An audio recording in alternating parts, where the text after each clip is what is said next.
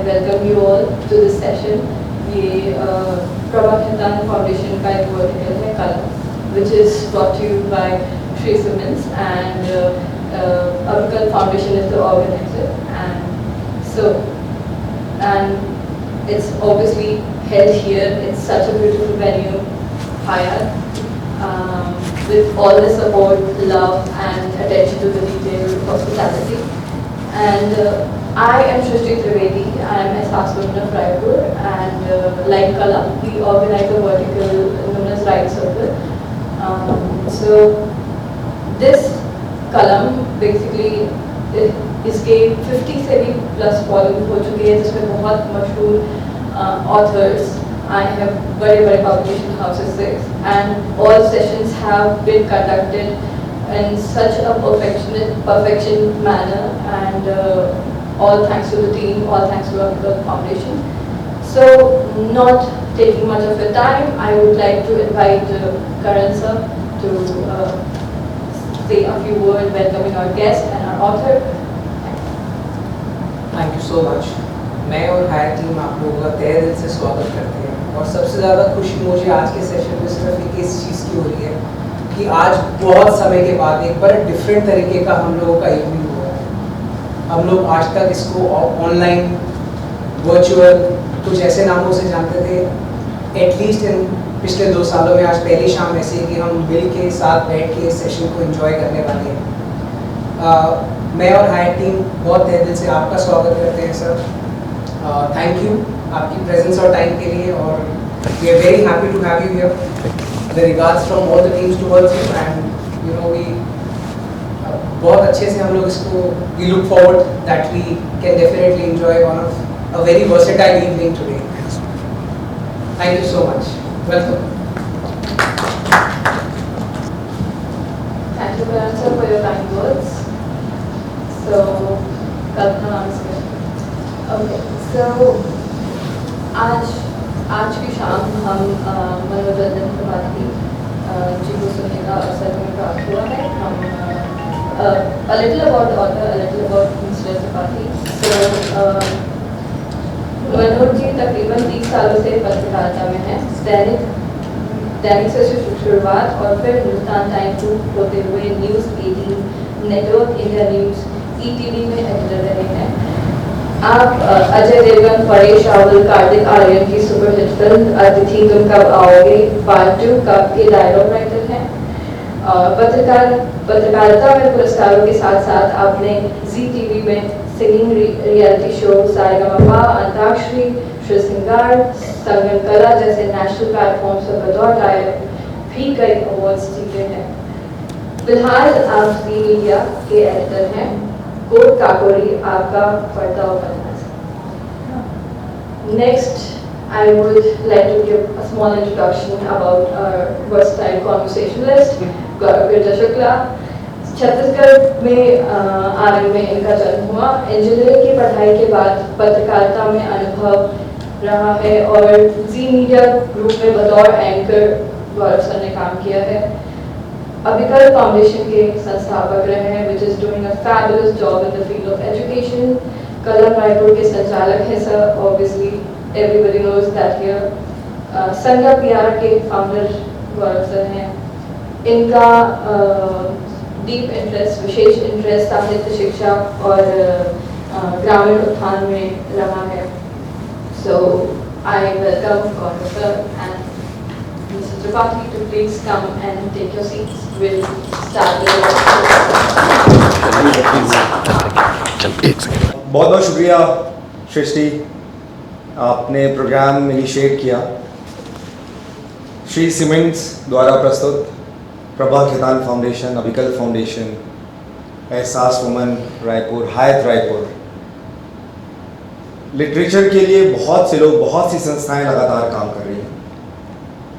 लेकिन आज से लगभग 6 साल पहले जो बीड़ा कलम के नाम से शुरुआत करने की कोशिश हुई है, उसकी धीरे धीरे ये श्रृंखलाएँ 50 कड़ियों से भी ज़्यादा और रायपुर में ये ऑर्गेनाइज हो रही है। आप सभी का स्नेह मिला है, मैं आप सभी के इस प्यार के लिए शुक्रगुजार हूँ हमेशा। आज मैं थोड़ी देर पहले कह रहा था सर कि मेरे लिए बहुत कठिन है कि न्यूज़ एंकर हो जाना, वहाँ सवाल पूछ लेना बहुत आसान सा काम लगता है, लेकिन अपने ही आयोजन में आप जब सवाल जवाब के लिए आते हैं तो थोड़ा आपको लगता है कि क्या वो ऑथर जो इतनी वर्सेटाइल फील्ड के साथ में आ रहा है, उनके साथ क्या मैं सही सवाल पूछकर इस पूरे सेशन के साथ जस्टिस कर सकता हूँ कि नहीं कर सकता।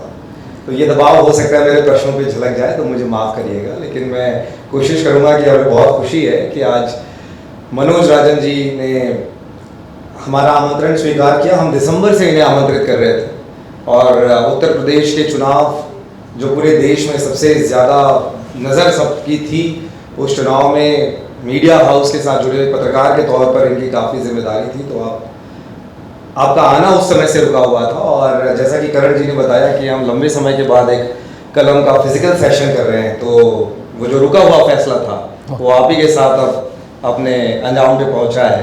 तो आपका बहुत बहुत स्वागत है छत्तीसगढ़ में, राजधानी रायपुर में। Thank you. बहुत सारे प्रश्न हैं। सबसे पहला प्रश्न तो ये बनता है कि क्या कोई आदमी, हमने बहुत कुछ सुना है कि अपने अपने फील्ड के कोई अमिताभ बच्चन होते हैं, कोई सचिन तेंदुलकर होता है, कोई अपने फील्ड की लता मंगेशकर होती है, जिसने एक पर्टिकुलर चीज़ को बहुत साथ लिया। फिर हमारे जहन में एक टीचर्स जो बोलते हैं कि jack of all trade and master of none, वो भी हम सुन लेते हैं। उससे बहुत सारे लोग मेरे जैसे कुछ मित्र मिल जाते हैं, कहीं नहीं रहते, लेकिन कुछ हमारे बीच में आते हैं। मैं सीधे प्रश्न पे आ रहा हूँ कि कैसे आप सिंगिंग में हैं, कैसे आप क्रिकेट में रहे हैं और हैं अभी तक, फिर आप पत्रकारिता में 30 साल से हैं, फिर आप लेखन में हो चुके हैं। क्या कुछ सेटिंग है? ऊपर सरस्वती माता से लिखवा लिए हैं अपन कि सारा टैलेंट इधर ही आ जाए त्रिपाठी खानदान में? नहीं, शायद मैं कंफ्यूज हूँ। मैं शायद भ्रमित हूँ कि मैं टैलेंटेड ज़्यादा हूँ या मैं अभी तक समझ नहीं पाया कि मुझे करना क्या है। क्रिकेट खेला, क्लास 6 से सिलेक्शन हो चुका था और प्रोविंशियल लेवल पर एफिलेटेड क्रिकेट खेला। रणजी ट्रॉफी के आसपास जाके लगा मुझे कि मेरा बैट उतना बेहतर नहीं चलता जितना किसी और का चलता है, तो मैंने बिना किसी ग्रज के कोशिश करता तो शायद रणजी चला जाता। फिर बिना किसी अफसोस के, बिना किसी रिग्रेट के क्रिकेट का बल्ला रख दिया और फिर किसी ने बताया कि मैं गा लेता हूँ, तो मैं गाना गाने लगा। और जब गाना गाया तो हारमोनियम वैसे ही उठा लिया जैसे बल्ला उठाया था, और पहले बल्ला बजाता था, वो हारमोनियम बजाने लगा और गाते गाते नेशनल लेवल के तमाम सारे अवार्ड मिले, सारे गामा, अंताक्षरी वगैरह। बात बड़ी अजीब सी कहूँगा कि मतलब सुरेश वाडेकर जी जहाँ से निकले, हरिहरन जी जहाँ से निकले, जिन्होंने ऑल इंडिया जीता था, सोनू निगम मुझसे जूनियर रहे, सुनिधि चौहान मेरे साथ सब जूनियर में जीती थी, और दिल है कि मानता नहीं फिल्म के लिए गाने का मौका मिला। लेकिन एक वक्त आया कि जब लगा कि चल नहीं रहा है, तो एक ताला और अलीगढ़ का खरीदा और गाने पे लगा दिया। फिर लगा कि कर क्या लेते हैं, तो लगा कि लिख लेते हैं। अब लिखना शुरू किया तो लिखते लिखते छपते ही नहीं थे कहीं। मैंने कल भी ये बात बोली है कि वो मनोज नाम जो होता है बड़ा आलू टाइप का नाम होता है, किसी भी तरीके से डाल दीजिए, भरता बना दीजिए, बैगन के साथ बना दीजिए, खिचड़ी में डाल दीजिए, कुछ कर लीजिए। तो फिर वो धीमे से छपने छपाने का दौर था कि नाम लगता है छोटा है इसलिए ठीक नहीं है, तो वो एम राजन नाम लिख दिया। तो एम राजन से अचानक मैं साउथ इंडियन इंटेलेक्चुअल नज़र आने लगा और जी, तो वो पहली बार में ये आर्टिकल छप गया। फिर मनोज राजन त्रिपाठी जागरण से शुरू होते हैं, हिंदुस्तान टाइम्स, 14 साल एडिटर रहा हूँ नेटवर्क 18 में, अभी जी में हूँ। यही सब करते कराते, हाँ, ये बढ़िया दुकान चल रही थी, ये सब कुछ बहुत अच्छा चल रहा था। लेकिन ज़िंदगी में एक सवाल हमेशा हर व्यक्ति के, हर किसी के जहन में होना चाहिए कि व्हाट्स नेक्स्ट। मेरे पिता मेरे 76 साल के हैं, अभी भी वो एक प्राइवेट कंपनी के वाइस प्रेसिडेंट हैं। तो लगता है कि 76 साल में अगर वो काम कर सकते हैं, तो क्या मैं करीबन 50 के आसपास ये नहीं सोच सकता कि व्हाट्स नेक्स्ट। तो मैंने सोचा कि फिल्म लिखी जाए। नौकरी में सबैटिकल लिया, बॉम्बे चला गया, माँ सरस्वती की फिर एक बार कृपा, अतिथि तुम कब जाओगे सामने आ गई। हो गए, हंसी मजाक की बात थी, डायलॉग लिख दिए, वो काम बन गया। फिर सोचा कि चलो और कुछ तो काम ढूंढते ढांढते, खैर बहुत काम चल रहा है, वो अभी आने वाले समय में आपको समझ में आएगा। तो लगा कि एक प्लान बी भी तैयार करते हैं, और वो आ गया नॉवेल लिखना। तो कोड काकोरी नाम का एक नॉवेल लिखा, जो बहुत ही अच्छे तरीके से वेस्टलैंड अमेज़ॉन की इम्प्रिंट कंपनी है, उसने इंटरनेशनली उस किताब को छाप दिया, और वो किताब फिर एक बार माँ सरस्वती की कृपा से बहुत हिट हो गई है। तो करते कराते बहुत कुछ करता ही चला जा रहा हूँ, बस यूं ही सफर चल रहा है, यूं ही चल रहा है। कितनी हसीन है ये दुनिया। बड़े लोगों का उनकी यही खासियत होती है, किसी भी स्कूल के टॉपर से पूछोगे यार तुम पढ़ते कैसे हो, कैसे इतने नंबर आते हो, ऐसे ही गोल घुमा के हाँ होता रहा, करता रहा, मैं प्रैक्टिस करता रहता हूँ और हो जाता है। ऐसे कैसे हो सकता है कि आप रणजी तक पहुँच रहे हैं, आप सारे गाँव में ऑल ओवर इंडिया लेवल तक पहुँचते हैं, फिर आप किताब भी लिखते हैं। मुझे लगता है मेरे जैसे बहुत से ऑडियंस हैं, ये आपके प्रश्न को जानना चाहते हैं। सरस्वती की कृपा तक तो ठीक है, परिवार की कृपा कितनी बनी रही इन सबको नया नया ट्राई करने के लिए? क्योंकि मैं ये मानता हूँ मिडिल क्लास परिवार को बाकी चिंता बाद में होती, पहले नौकरी, और एक सरकारी नौकरी ले लो, यहाँ तक की तो सबसे पहले होती है। बहुत से पेरेंट्स आए हुए हैं यहाँ पर, वो इससे ताल्लुक रखते हैं, इस सवाल से इत्तेफाक रखते हैं। देखिए, मुझे लगता है कि आज़ादी के बाद जो पीढ़ी आई जिसने सरकारी नौकरियां पाई, उसके बाद की पीढ़ी हम लोग हुए। तो उसमें बेटियों के साथ अमूमन ये होता रहा कि ग्रेजुएट हो जाए, पोस्ट ग्रेजुएट हो जाए और इसकी शादी हो जानी चाहिए, एक आम थॉट था। लड़के के लिए वेट लिफ्टिंग जैसा दम बना रहता था। क्या कर रहे हो पंडित जी, क्या लिख रहे हो पंडित जी, नौकरी कब करोगे, कुछ सोचा है? आम पिताजी की तरह मेरे पिताजी भी इंजीनियर डॉक्टर बनाना चाहते थे, और हमारे अंदर औकात ही नहीं थी कि हम डॉक्टर या इंजीनियर बन जाते। हाँ ठीक थे, ऐसा नहीं कि पढ़ने में खराब थे, पढ़ने में ठीक थे, एक एवरेज स्टूडेंट थे, फर्स्ट क्लास ही आते थे। तो दादी का फ्रीडम फाइटर का कोटा था, तो 10 नंबर का छूट मिल जाती थी, तो उसमें इंजीनियरिंग में सेलेक्ट हो गए।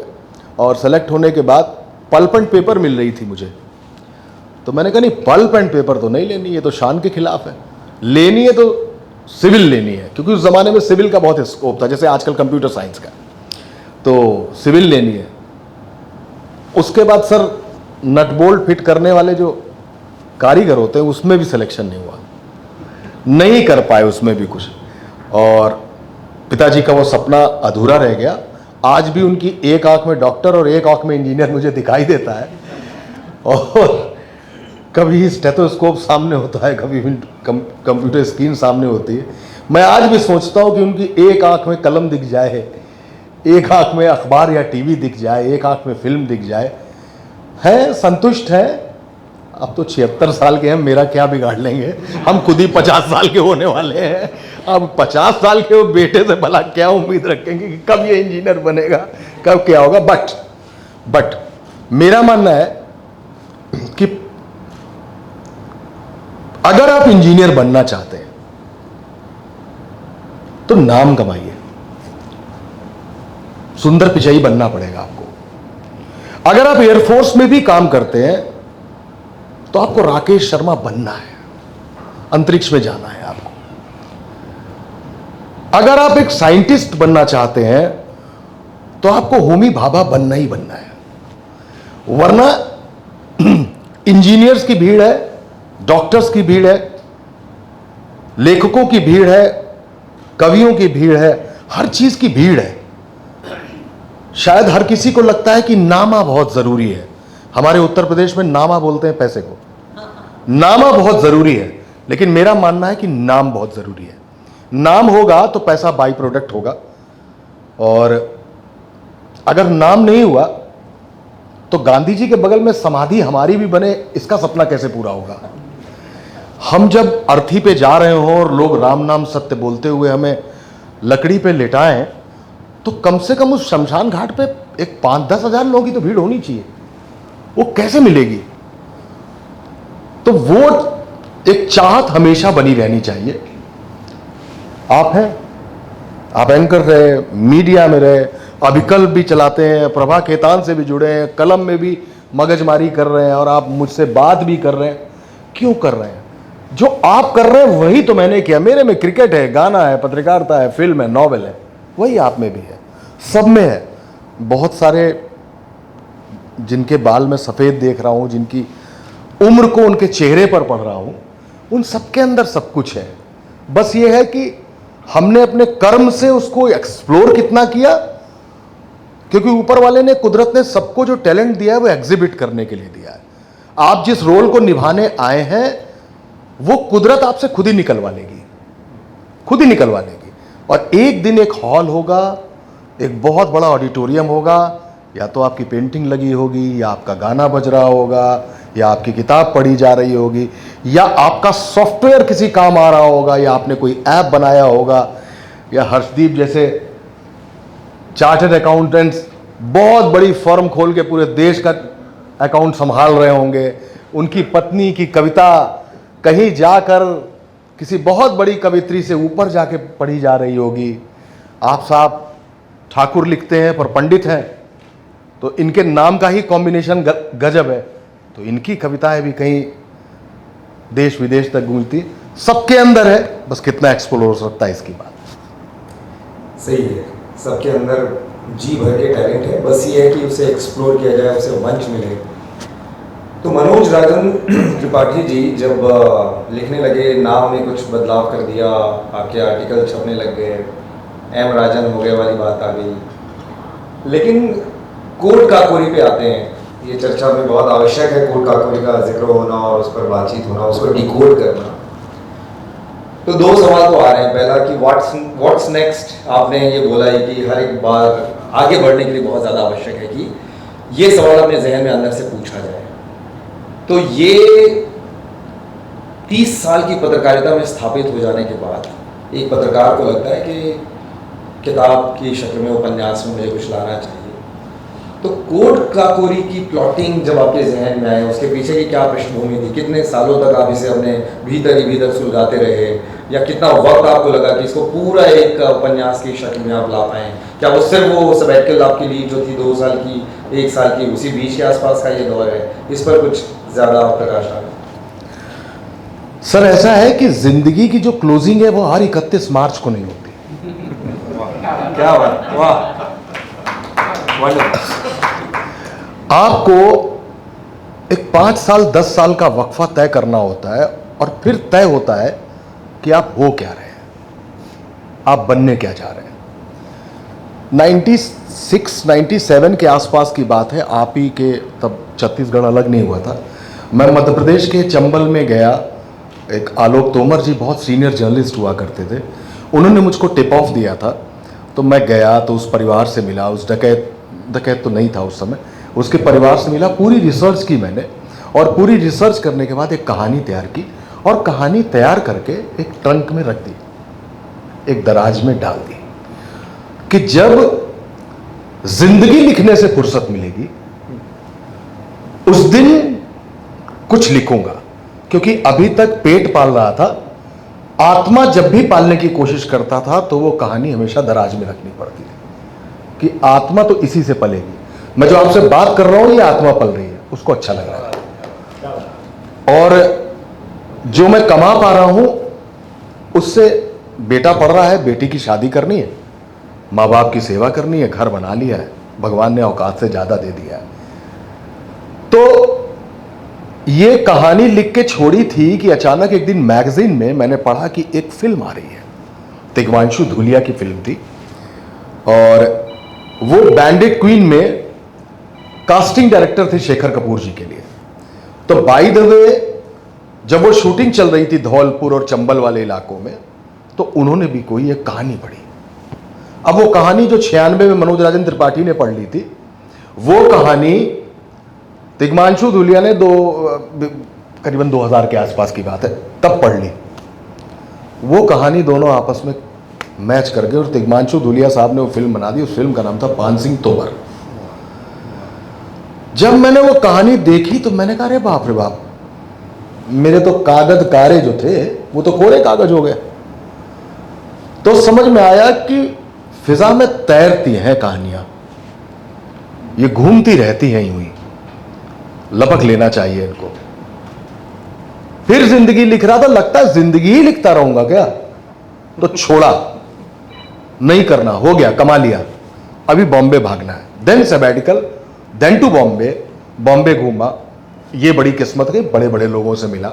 Like on my idea there was a movie known as article 15, क्योंकि बदायूं की जो 2 लड़कियां हरिजन टांग दी गई थी वो मैंने ब्रेक किया था. उसमें एक एक चीज़ मेरी इन्वेस्टिगेट की हुई थी. द सेकेंड मूवी वॉज मुल्क. वो पूरा इनकाउंटर जो उस आतंकी का हुआ था मेरी आंखों के सामने, और सबसे पहले मुझे टिप ऑफ था, उस पर मुल्क बनी. ये सारी चीजें करते कराते अचानक मुझको तब आती थी तुम कब जाओगे बन रही थी. तो मेरे संग अश्विनी धीर बहुत बड़े डायरेक्टर हैं. सन ऑफ सरदार भी उन्हीं ने बनाई थी. और तो मैंने उनको कुछ आइडिया दिया, मैं भूल गया क्या नाम उनका, जिनकी कविता थी आती थी तुम कब जाओगे, ओहो एकदम से नाम उतर गया मेरे दिमाग से. उनकी कविता ही मैंने उनको सुनाई और उस पर वो फिल्म बन गई. फिर उसका सेकंड पार्ट भी आया तो उन्होंने कहा कि ये जो हंसते हंसाते रहते हो इसके डायलॉग तुम ही लिखो. तो लिखता लिखाता चला गया, बॉम्बे से आया. और इसी के बाद अब आई कोड काकोरी. तो कोड काकोरी कबाब खाते वक्त कबाब की रिसर्च में कहानी निकलती चली गई, कांड से होती चली गई, एक कोड बन गई. और जो 1921 की कहानी थी, 1925 की कहानी थी, वो 2021 में आके किताब की शक्ल में सामने आ गई. बहुत शानदार. तो ये मुझे लगता है कि हम में से बहुत से लोग जो ऑब्वियसली साहित्य और किताब के प्रेमी ज़रूर हैं, लेकिन हर किसी के भीतर एक लेखक फड़फड़ाता रहता है. उसके बहुत सारी कहानियाँ होती हैं, वो भी ऑब्जर्व कर रहा होता है. लेकिन ये जानना बहुत रोचक है कि किस तरीके से आपने बहुत सारे रिसर्च किए, अलग अलग सब्जेक्ट में किए, और वो चीज़ें कहीं ना कहीं कंपाइल होती हुई किसी और शक्ल में आती हैं. तो कई बार पुराने का किया हुआ होमवर्क इसमें काम आ जाता है. ऐसी भी कोई चीज़ें हम शायद मैं सेंस कर पा रहा हूँ आपकी अब तक की राइटिंग की जर्नी में. लेकिन एक मैं गंभीर प्रश्न की ओर आना चाहता हूँ. अब जो चीज़ें आ रही हैं, जो समाज के आसपास हम लोग देखते हैं, साहित्य को, सिनेमा को समाज का दर्पण बोला गया, कहा गया, प्रेमचंद जी के टाइम से, उनके और पहले से, उनके बाद भी. आज का जो बड़ा दर्पण है वो OTT के रूप में दिखाई दे रहा है.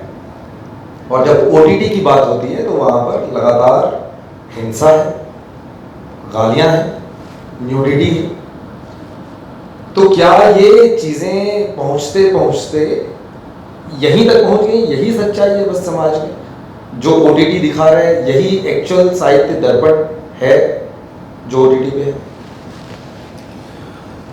देखिए, फिल्म और साहित्य की जहां तक बात है तो जयशंकर प्रसाद जी को अगर सुनेंगे तो उन्होंने कहा प्रकोष्ठ, लेकिन आचार्य रामचंद्र शुक्ल ने बताया कि कमरा भी लिखा जा सकता है. और कमरा ज्यादा फेमिलियर है. हम क्या कहेंगे, अरे यार हम अपने प्रकोष्ठ में शयन कर रहे हैं, नहीं बात बनेगी ना, बात ही नहीं बनेगी. आदमी को पागल हो गया, क्या हो गया, इसको कुछ खिलाओ, इस टाइप का मसला आ जाएगा. तो हिंदी साहित्य वही है जैसे हम और आप बात कर रहे हैं, वैसे ही लिख देना चाहिए. मैं एक बात फिर से दोहरा रहा हूं कि मान लीजिए गोस्वामी तुलसीदास आज की तारीख में रामचरितमानस लिखे, तब तो सीता जी के पास एक मोबाइल होगा ना, और वो उस दिन स्विच ऑफ हो गया होगा जिस दिन रावण उसको उठा ले गया होगा. तो उसकी लोकेशन सिम कार्ड से उसको ट्राई करेंगे, उसके बी पार्ट को देखेंगे. ट्रेसिंग का बता रहा हूं कैसे सर्विलेंस पे डाली जाती है चीजें.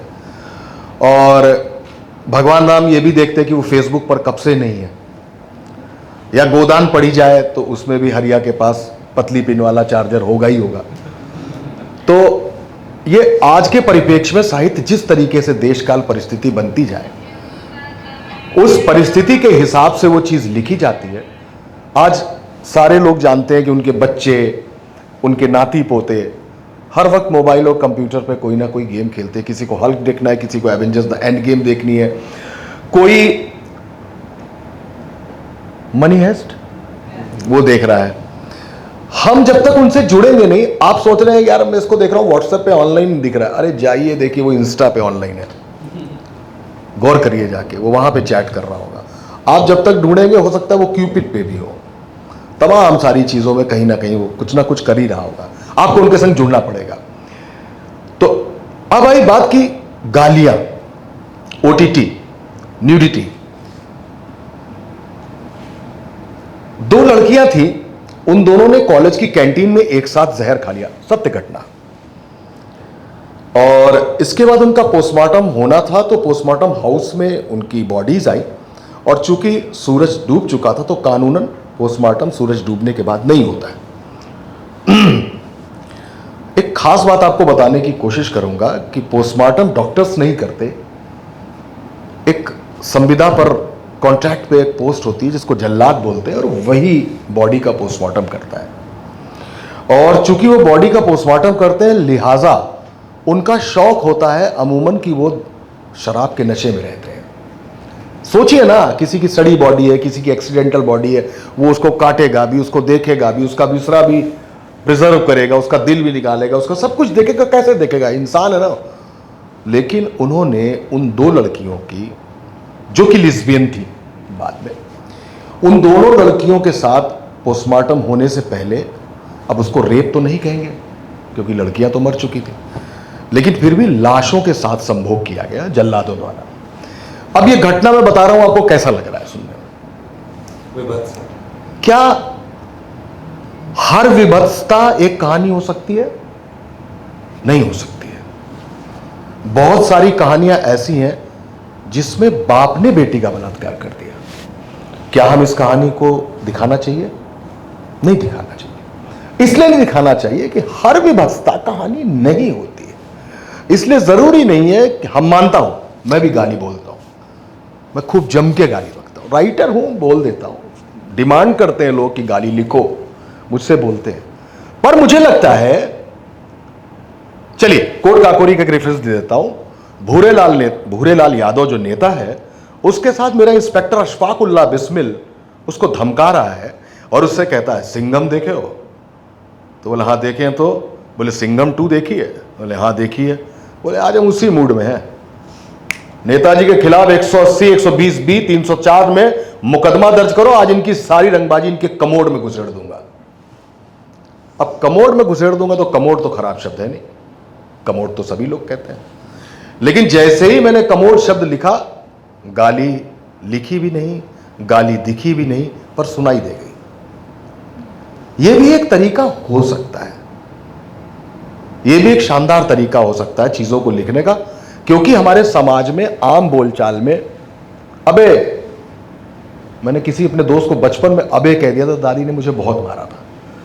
अब अबे भी क्या गाली होती है क्या? लेकिन नहीं, हमारे आपके सामने तो अब AIB जैसी चीजें क्या है, तो उसका बी तो आज एक आराम का शब्द बन गया है, कोई भी कह लेता है। ये तो हमारे आप जैसे, जो हम, जिनकी अपब्रिंगिंग बहुत अच्छी है, वो यहां पर ये बात कर नहीं रहे हैं, ये बात हो नहीं रही है, ज़हन में सबके है।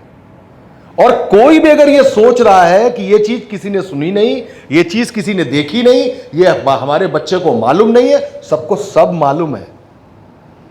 हमें ही नहीं मालूम कि उन्हें सब मालूम है। और हां, मालूम होने भी देना चाहिए। तो OTT का वो जो कंटेंट सामने आ रहा है जिसमें न्यूडिटी है, अभी आई माधुरी दीक्षित की एक आई है फेम गेम। फेम गेम में माधुरी दीक्षित का जो बेटा है वो लगातार उलझन में रहता है, सुसाइड करने की कोशिश करता है। माधुरी दीक्षित एक अच्छी मां है, पर बहुत बड़ी स्टार होने की वजह से बच्चों को वक्त नहीं दे पा रही है।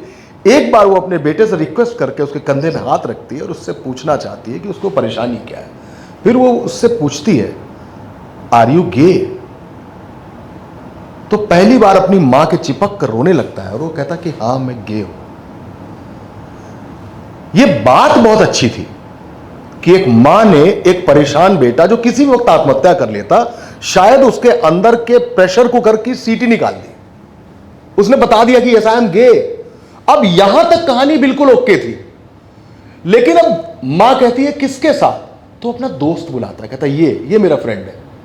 यहां तक भी कहानी ठीक है कि एक लड़का एक लड़के पे मरता है, चलता है। अब गड़बड़ी कहां से होती है?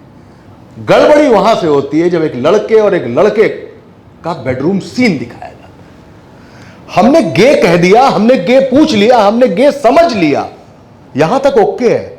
Why that scene? उस सीन की क्या जरूरत थी यार? क्या हम आज की पीढ़ी में यही स्वीकार रहे हैं कि हम गे पर बात कर सकते हैं, हम LGBTQ पर बात कर सकते हैं, हम उनको कहीं ना कहीं से स्वीकार कर सकते हैं? चलिए मैं आपको थोड़ी सच्चाई बताता हूं। मेरी बेटी है, करीबन 4 साल से उसकी शादी करने की कोशिश कर रहा हूं। 3 रिश्ते पक्के हो चुके थे, 2 रिश्तों में तो डेट भी फाइनल हो गई थी, लेकिन उसने शादी नहीं की। मैंने एक दिन बिल्कुल दोस्त है मेरी, मैंने एक दिन टहलते टहलते उससे पूछा, हमने कहा लड़के पसंद तो है ना, क्योंकि मैं भी उतना जागरूक हूं और मैं तो यंगस्टर से जुड़ के रहने वाला व्यक्ति हूं, तो मुझे लगा ऐसा तो नहीं कि इसको लड़कों में इंटरेस्ट ही ना हो, मैं कुछ और सोच रहा हूं, क्योंकि वो लड़का भी नहीं बता रही कि कहीं अफेयर चल रहा हो तो बता दीजिए। लेकिन वो कहती नहीं पापा शादी तो आप जहां कहेंगे वहां होगी। यार तो फिर कर क्यों नहीं रही हो, दिक्कत क्या है? तो मुझे पूछना पड़ा कि सब ठीक तो है, लड़के अच्छे लगते हैं ना? बोली हाँ पापा लगते, बस आपसे दूर जाने का मन नहीं करता, तो पास के लड़के देख लीजिए कहीं के। लेकिन अगर मैंने उससे नहीं पूछा होता और अगर उसकी यह समस्या होती तो क्या करूं, लड़की को गोली मार दूं? नहीं, यहां तक का कन्वर्सेशन खुल जाने भर में यह जागरूकता बहुत अच्छी है। लेकिन इस जागरूकता को टीवी की स्क्रीन पर बेडरूम सीन के तौर पर दिखाया जाए, गलती यहां से शुरू होती है। यह नहीं होना चाहिए, यह ओटीटी की प्रॉब्लम है। मिर्जापुर मां से शुरू हुई गाली है और राह पे खत्म हुई गाली है, हर वक्त गाली निकलती है सर। हर्षदीप आपकी भी गाड़ी कभी किसी से टक्कर खा जाती होगी, खरोच खा जाती, कभी आपका मूड खराब हो जाता होगा, मन से एक गाली निकलती है। आपने मुंह से निकाली, मन से निकाली, दिमाग में बोल दी, एक ही बात है, गाली तो गाली निकलती है, लेकिन उसका सुनाई देना, दिखाई देना, इट्स नॉट गुड। तो कम से कम जिस स्क्रीन पर सास भी कभी बहू थी भी चलता था, जिसमें हर बहू तुलसी थी, हर कोई देखने वाला अपने आप को तुलसी से ही रिजेंबल करता था। प्रेम चोपड़ा तो इस दुनिया में कोई है ही नहीं हर आदमी हीरो है। तो वो गाली नहीं होनी चाहिए। बेहतर है गौरव कि गाली सुनाई तो दे जाए पर बोली नहीं जाए। बिल्कुल, ये एक आपने बहस को एक अलग रूप दे दिया है और ये मेरे ख्याल से आप दो बातें मैं महसूस कर सकता हूँ। आप कहते हैं कि जो नया ज़माना है, जो आज की बोलचाल है, उससे जुड़ना होगा, ये एक सच्चाई है। लेकिन आप वहीं पर सेंसरशिप की भी बात करते हैं कि कुछ चीज़ों को एज इट इज़ बताने में कहीं ना कहीं कैंची चलानी चाहिए, शायद आप ये बात भी कहना चाह रहे हैं। बिल्कुल। लेकिन यही इसी बात की तो लड़ाई है, यही तो लड़ाई है कि अभिव्यक्ति की आज़ादी फिर क्या है?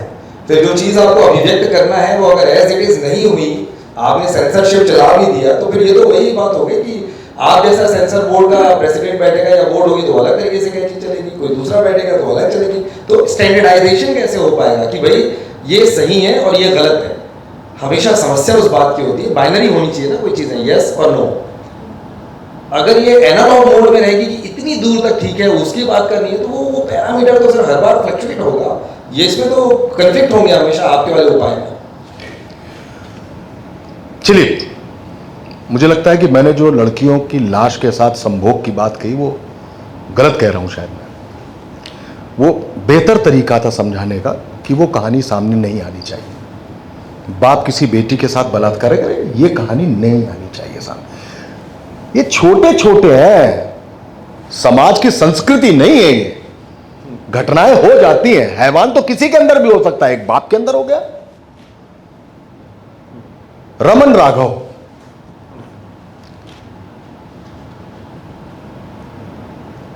अचानक वो एक लड़की के घर जाता है, एक किलर है, सीरियल किलर है, लड़की के घर जाता है, वो लड़की उससे डरती है।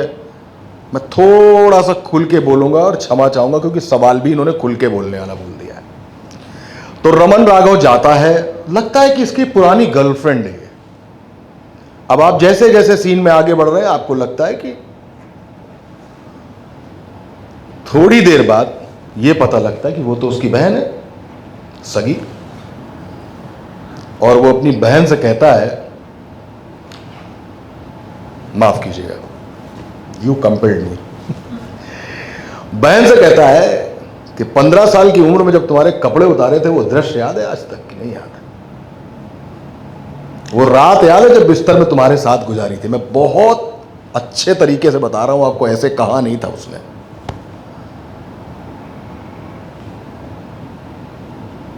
उसने अपनी बहन के साथ वो सब कुछ किया था और जैसे ही मैं उसको देख रहा हूं मुझे खराब लग गया। अरे ये क्यों? सगे भाई बहनों में भी संबंध हो सकते हैं, और इतनी उम्र में भी अगर वो बहन के लिए ऐसी बात कह रहा है, बोला आज रात तेरा पति आएगा नहीं आएगा, चल मेरे साथ सो।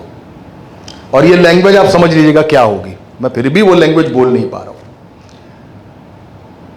तो सर एक देवदास बनी, पहली वाली देवदास किसके साथ बनी थी, कोई रिमेंबर कराएगा मुझे? नहीं, दिलीप कुमार से पहले भी एक बन चुकी है। हाँ जी जी जी, वो बनी, उसके बाद दिलीप कुमार वाली बनी। उसमें वो पारो अंदर घुसती है और दरवाजा बंद करती है। देवदास वाली में जो दिलीप कुमार साहब की थी वो खुद कुंडी लगाते हैं। उसके बाद शाहरुख खान की देवदास बनी जो संजय लीला भंसाली ने बनाई, उसमें तो वायलेंट भी हो जाता है शाहरुख खान। ये सारी देवदास जो चली वहां से एक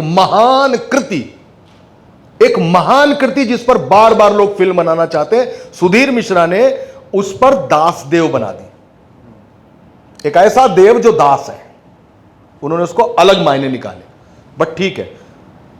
अब आइए, अनुराग कश्यप साहब बनाते हैं देवडी। अब मैं आता हूं आपकी जवाब में। तो साहब पहली वाली देवदास से उस महान कृति की वो पारो जो केवल किवाड़ा उड़काती है, जो दिलीप कुमार साहब कुंडी बंद करते हैं, जो शाहरुख खान वायलेंट होते हैं, ये देवडी खुद अपने घर पे है। पारो अपनी साइकिल पर एक गद्दा लाती है, खुद उसको खेत में ले जाती है और उसके साथ संभोग करती है। एक महान कृति जो लिखी गई, वो आखिर में खेत में जाके कपड़े उतार देती है। आप समझ रहे हैं? मैं मानता हूं कि सारी चीजों का पैराडाइम बदल रहा है, 360 बदल रहा है, लेकिन एक जगह तो अब चलिए, आपने पूछा कि भाई ये कैसे होगा कि इतना छोड़ दो, इतना छोड़ दो, इतना छोड़ दो। अरे सर, 2 फूल मिलते थे जब हम लोग बचपन में थे, तो साधना और राजेश खन्ना को देख के लग जाता था कि अच्छा कुछ हो रहा है। जूली पिक्चर देखी तो उसमें वो विक्रम लक्ष्मी के गले को चूमना शुरू करता तो रोमांच होने लगा। अरे अब तो यार किस तो खुलेआम देख लेते हैं, मम्मी भी बगल में बैठी होती है, बच्चे भी बगल में बैठे हो तो फिर भी दिख ही जाता है, क्या करें। गैंग्स ऑफ वासेपुर भी बच्चे देख रहे हो, कहते हैं गालियां सुनते हैं जाके उनके साथ, सब कुछ तो कर रहे हैं यार, उतना छोड़ ही देते तो क्या था। अब मैं ही आपसे बात कर रहा हूं, जिन गालियों की आप बात कर रहे हैं वो गालियां अगर मैं आप बोलने लगूं, अगर मैं कहने लगूं, तो बताइए कि आप असहज होंगे कि नहीं होंगे? सारे लोग बैठे हैं वो असहज होंगे। मैं केवल उस स्थिति पे आ रहा हूं, ठीक है हम भी आप कभी बूढ़े होंगे, हमारे आपके कभी बच्चे होंगे, हो सकता है तब भी दिखाया जा रहा हो। अब तो फिर आखिर यही बचा कि किसी लड़की का रेप हो तो सिमेंस का भी क्लोजअप दिखाया जाना चाहिए, यही तो बचा। अब आप कहेंगे नहीं ये नहीं होना चाहिए, तो जहां पे मैं कह रहा हूं कि ये नहीं होना चाहिए, उतनी दायरा खींच देना चाहिए। इसको मत दिखाओ भाई, ये वाली घटना छोड़ दो। अब कल को बस यही तो बचा, फिर कुछ बचा ही नहीं है। फिर तो कोई ओटीटी काम नहीं करेगा, कोई सेलुलाइट पे फिल्म नहीं आएगी, सारा लाइव शो हुआ करेगा और हम सब लाइव देख रहे होंगे, वैसे ही बोल रहे होंगे, वैसे ही गालियां दे रहे होंगे। काफी गंभीर मैं समझ सकता हूँ आप जो पॉइंट जहाँ पर कर रहे हैं। मेरे ख्याल से समाज के लिए चुभने वाली बात है, सच्चाई है, और उस बात को आप बड़ी बेबाकी से यहाँ पर इस मंच पर पॉइंट आउट कर रहे हैं। लेकिन क्या नहीं लगता है आपको कि अगर इस बात पर आपत्ति दर्ज होनी है कि कहाँ तक की फ्रीडम हो, कहाँ तक की फ्रीडम ऑफ स्पीच हो, कहाँ तक की समाज की अंडरस्टैंडिंग हो, क्योंकि मुझे लगता है कि जो आपके जवाब आ रहे हैं वो काफी संतुलित तरीके से एक शुचिता जो है किसी भी चीज की, उसको अपने भीतर से मानने की बात आ रही है, बजाय कि कोई नियम धर्म कानून बना करके उसकी स्टैंडर्ड करे। बिल्कुल, एक भीतर से आनी चाहिए, डायरेक्टर के अंदर आनी चाहिए, राइटर के अंदर आनी चाहिए। बिल्कुल।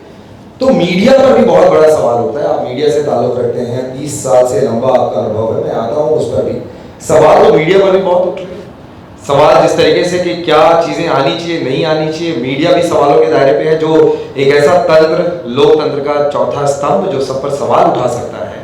आज वही कटघरे में जहां की सरकार है उनकी तरफ बात होनी है, चाहे वो केंद्र की बात करें, राज्य सरकारों की बात करें। मैं पॉलिटिकल चीज़ों की तरफ नहीं जाना चाह रहा हूँ, ये राइट एंड रॉन्ग की बात नहीं, ये बात सिर्फ इतनी सवाल है मेरा सीधा कि जब दायरे तय हो रहे हैं, जब मानकीकरण तय हो रहा है, जब अपने अपने तरीके से मर्यादाएं तय हो रही हैं, अपनी जिम्मेदारी तय हो रही है, तो मीडिया की जिम्मेदारियां जब डिग्रेड हो रही हैं, क्योंकि वो बहुत बड़ा आगे हमारे समाज को जागरूक करने का, उस पर आपकी क्या टिप्पणी? सर, किसी भी करेंसी के नोट पर 26 सिक्योरिटी मार्क्स होते हैं, लेकिन यहां जितने लोग बैठे हैं ये सिर्फ एक चीज जानते होंगे, ये नोट ऐसे रोशनी में देखते हैं और देखते हैं वो सिल्वर लाइन इंटैक्ट है कि नहीं। भारत दिखाओ। आम आदमी की बात करो। बहुत सारे लोगों को वाटर मार्क नहीं पता होगा, बहुत सारे लोगों को और सारे सिक्योरिटी मार्क्स नहीं पता होंगे। तो जो समाज का ये नोट है ना, करेंसी है ना, इसमें जो सिल्वर लाइन है दैट इज मीडिया। एक्चुअली ये मीडिया है। अब ये सिल्वर लाइन आप कभी देखेंगे तो उस करेंसी में सिल्वर लाइन ऐसे नहीं कि एक तार चांदी का डाल दिया गया, नहीं, वो यूं बिना हुआ होता है उसके अंदर। अब ये कैसे होता है वो अलग कलाकारी है। वो जितना बिना हुआ है ना, जितना हिस्सा गायब दिखता है उसका, वो मीडिया हो गया आजकल। एक वक्त आया जब मीडिया के पास बहुत सारा पैसा आ रहा था, बट आप कतई मत सोचिएगा कि ये मीडिया आज आपको बायस दिखता है। आज परसेंटेज ऑफ बायसनेस ज्यादा बढ़ गई है। जो जिसका राज, उसके राज दरबारी, नवरत्न भी कोई नहीं थे, उनकी शान में ही पढ़ते थे, शान के ही तो कसीदे हैं सारे। तो मीडिया जब आया उसमें इमरजेंसी को आप याद करेंगे तो कुछ लोगों ने लिखने की कोशिश की तो जेल भी गए। वो गोयनका साहब थे जिनका प्रेस बंद कर दिया गया था, जनरेटर से चलाया उन्होंने प्रेस अपना, तो कहते थे हाँ वास्तव में गोयनका साहब ने क्या काम किया। पहले पत्रकार हमारे नारद साहब थे जो बिकाऊ बिल्कुल नहीं थे, सबकी इधर उधर किया करते थे, यही काम मीडिया का था। उसके बाद गणेश शंकर विद्यार्थी जी आए, पराड़कर जी आए, करते कराते आज मीडिया लो कॉस्ट बजट होने की वजह से 4-5 गेस्ट बुलाता है, एक मुद्दा उठाता है। बेहतर मुद्दा वो होता है कि जिसमें पेट्रोल ना आए, जिसमें आलू तरकारी ये ना आए। बेहतर होगा कि हनुमान रमजान आ जाए, बेहतर होगा कि वो क्या बुर्का क्या मुद्दा, हिजाब का सब मसला आ जाए। बेहतर आ जाए कि किस नौशाद ने किस नैनी के साथ रेप कर दिया और ये मसला गड़बड़ है। मनोज राजन त्रिपाठी किसी के साथ कर दे कोई दिक्कत नहीं। वहां पर यह समस्या मीडिया के साथ ये आ गई कि वो एक घंटे का टाइम फिक्स करती है, 2 लोगों को आराम से भिड़वाती है, हम सब शोरगुल सुनते हैं और शोरगुल सुनने के बाद अब इस बात के आदी हो चुके हैं कि मुझे लगता है कि ज्यादातर लोग ने न्यूज टेलीविजन देखना बंद कर दिया होगा। यहां पे जितने लोग होंगे, आप सच बताइएगा आप कितनी देर टेलीविजन देखते हैं, लेकिन कोई खबर ऐसी है जो आपको ना मालूम हो। देश की हर खबर आपको मालूम होती है, जबकि आप न्यूज चैनल नहीं देखते हैं। जानते हैं क्यों मालूम है? आपको इसलिए मालूम है कि आपके पास एक फोन है, उस फोन में ट्विटर है, फेसबुक है, इंस्टा है, व्हाट्सएप है। और व्हाट्सएप का तो कहने ही क्या, आज धरती खत्म हो जाएगी, मोबाइल चार्जिंग पे मत लगाना। आदमी ने कहा कि ऐसी तैसी में जाए, मोबाइल तो आज चार्जिंग पे नहीं लगेगा वरना धरती खत्म हो जाएगी। तो वास्तव में मुख्य बात यह है कि जब तक मैं व्यक्तिगत हूं तब तक मेरे पास अभिव्यक्ति की आजादी है। जब मेरा व्यक्ति संस्थागत होगा तो मुझे संस्था के बायलॉज पर उस व्यक्ति से काम कराना होगा। तो संस्थाओं का जो कंट्रोल है, संस्थाओं पर जिन सरकारों का कंट्रोल है, अनसीन, बिना अदृश्य, पराभासी, लगता है कि है, कहीं लगता है नहीं है। तो ये पूरी व्यवस्था 3 स्तंभों पे है, विधायिका, कार्यपालिका, न्यायपालिका। चौथा स्तंभ पत्रकारिता है, लेकिन चौथा स्तंभ अदृश्य है। डॉक्टर राम मनोहर लोहिया का ये पूरी कल्पना थी, लेकिन जब भी वो स्तंभ बनाए जाते हैं, बनाए 3 ही जाते हैं, चौथा स्तंभ हमेशा गायब रहता है। तो वो जो गायब रहता था वो बेचारा वास्तव में गायब हो चुका है। लेकिन हां, ये जिम्मेदारी है, और अब लोगों के हाथ में सोशल मीडिया आ चुका है। वो सोशल मीडिया आपको खबर दे रहा है, आपको बात बता रहा है। ठीक है, 2 वर्गों में बटा हुआ है, किसी को ये सूट करता है तो वो उसको ट्रोल करता है, किसी को वो सूट करता है तो उसको ट्रोल करता है। बच्चा है, अभी भ्रूण है, अभी उसको पैदा होने दीजिए, थोड़ा सा बड़ा होने दीजिए, थोड़ा मां का दूध पी लेने दीजिए। जैसे ही वो अपने पैरों पर चलना शुरू हुआ, ये शोरगुल भी खत्म हो जाएगा। हर चीज टाइम लेती है। आजादी भी लंबे समय मंगल पांडे जी से शुरू हुई थी और बहुत दिनों बाद मिली। ये आजादी भी अभिव्यक्ति कराएगी और अपनी आजादी देगी, और बाकायदा लेवल पर देगी। थोड़ा सा वक्त देना पड़ेगा, क्योंकि हम हिंदुस्तानी हैं, हमें धैर्य के साथ रहना होगा, और ऐसे ही बात करनी पड़ेगी, ऐसे ही आपस में इंटरैक्ट करना पड़ेगा। जब तक ये संवाद जारी है, वाद खत्म ही होगा, 100% खत्म होगा। नहीं मेरे सामने खत्म होगा, मेरे बच्चे के सामने खत्म होगा। लेकिन हमको खत्म करना पड़ेगा। हमको इजराइलीज की तरह काम करना होगा कि हम 100 साल इंतजार कर लेंगे, 200 साल बाद मेरा पोते का पड़पोता होगा अगर, तो वो आजादी देखेगा। उस आजादी के लिए इंतजार करना चाहिए। वो जो 47 वाली आजादी थी, उस समय पूरे देश के सामने एक लार्जर गोल था, देश को आजाद कराना। अब देश आजाद हो चुका है, सबके अपने अपने लार्जर गोल हैं।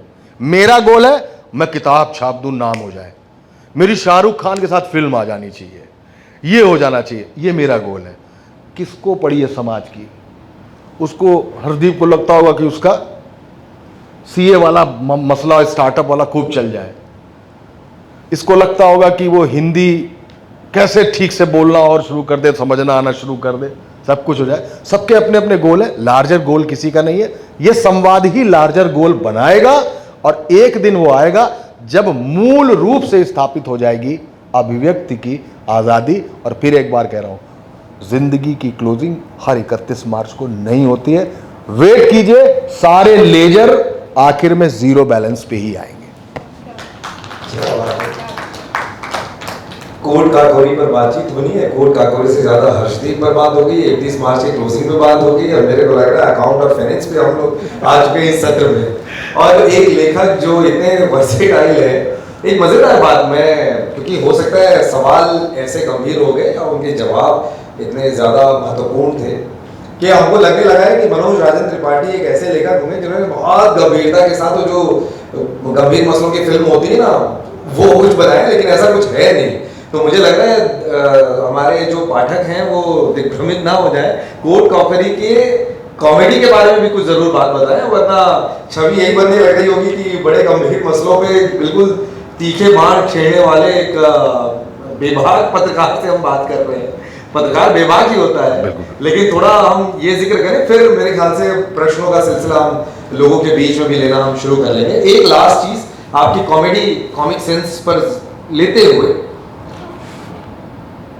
लिखना है, बहुत से लोगों का, बहुत युवा साथी भी है, तो कैसे लिखा जाए? मतलब जो एक दो बेसिक सवाल होता है ना, मैं ये सवाल थोड़ा सा कॉमेडी अंदाज में बोलता हूँ। हाँ, 45 दिन में अंग्रेजी बोलना सीखें, रात 9 बजे के बाद अंग्रेजी बोलना सीखें, ये भी होता है कई लोगों का, ठीक है?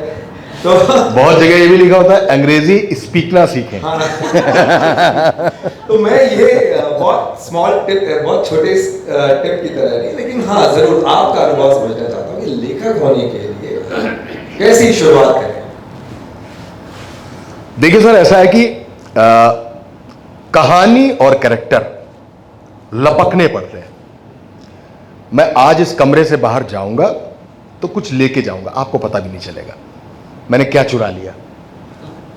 मैं छत्तीसगढ़, कल आप मुझे बिलासपुर ले गए, आज आप मुझे रायपुर लेके आए, कुछ इन्होंने बात की, कुछ इन्होंने बात की, कुछ उन्होंने बताया। आप इतनी देर से सवाल पूछ रहे हैं, आपने गाड़ी के बैठने और यात्रा के दौरान बहुत सारी चीज़ें कही, हर चीज़ लपक ली जाती है। तो कैसे कहानी बताऊं कि मतलब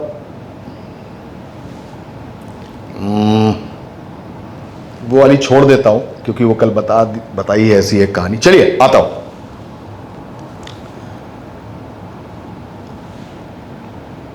परमवीर चक्र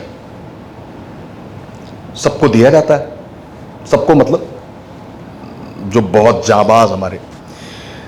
तो ये सोचा गया कि ये परमवीर चक्र जिसको मिल गया वो मतलब इस देश के लिए उसने जान लगा दी। कभी किसी ने सोचा कि ये परमवीर चक्र कहां से आया? जिस दिन आप ये सोचेंगे कि ये परमवीर चक्र कहां से आया, उस दिन आपको पता लगेगा कि ब्रिटिशर्स हुकूमत के दौरान जब भारतीय सेनाएं लड़ती थी तो उनको विक्टोरिया मेडल दिया जाता था। उसके बाद जब देश आजाद हुआ तो यह तय किया गया कि अब हम अपना मेडल देंगे। तो उस मेडल का नाम क्या होना चाहिए? तो बोले वीर तो हमारा देश है, यह देश है वीर जवानों का। उन वीरों का जो चैंपियंस ऑफ द चैंपियन, उन वीरों का जो वीर होगा दैट विल बी परमवीर, उसको हम ये चक्र देंगे। अच्छा भाई चक्र देंगे तो चक्र में होना क्या चाहिए? अब ये रिसर्च है केवल। उस चक्र में किसी ने कहा त्रिशूल होना चाहिए, किसी ने कहा भगवान शंकर का दुर्गा जी का खड्ग होना चाहिए। आइडिया आया कि नहीं, दधीच की हड्डी से ज्यादा तो कुछ मजबूत हुआ ही नहीं। वज्र उसी से बना और वज्र से बड़ा तो कुछ बना ही नहीं, और वज्र दधीच की हड्डी से बना, लिहाजा वज्र बनाया जाए और उसमें अशोक चक्र लगाया जाए। ठीक है साहब, तो किसका बनेगा? कांसे का बनेगा। बन गया भाई कांसे का। कोई बता सकता है कि ये किसने सोचा, किसने बनाया, किसने किया, क्या हुआ? मेजर सोमनाथ शर्मा थे जिनको इस देश का पहला परमवीर चक्र मिला। मेजर सोमनाथ शर्मा की जो पत्नी थी, उनकी मौसी की एक लड़की थी। उस लड़की ने यह परमवीर चक्र बनाया था क्योंकि वो फाइन आर्ट्स की स्टूडेंट थी। गजब देखिए कि जिसने वो परमवीर चक्र रचा, जिसने उसकी अभिधारणा बनाई, जिसने उसका थॉट प्रोसेस पूरा किया, उसी की बहन के पति को पहला परमवीर चक्र मिला। क्या गजब है! भगवान का इंसाफ देखिए। वो लड़ते लड़ते शहीद हो गए और उन्हीं को परमवीर चक्र मिला। Now this is not the end. हमारे देश का सबसे जाबाज, सबसे मजबूत, सबसे पुख्ता इस्पात लौह जो कह लें, उस मजबूती को बुलंद करने वाला परमवीर चक्र रचने वाली वो महिला भारतीय थी ही नहीं। वो स्विट्जरलैंड की रहने वाली थी।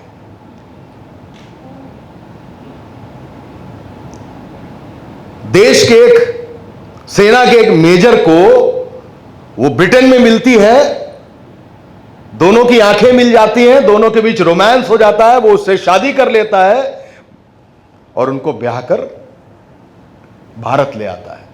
चूंकि वो फाइन आर्ट्स की टीचर थी, लिहाजा उस समय जब तय किया गया कि परमवीर हमारा एक चक्र होना चाहिए, हमारा एक मेडल होना चाहिए, वो काम उसको दिया गया।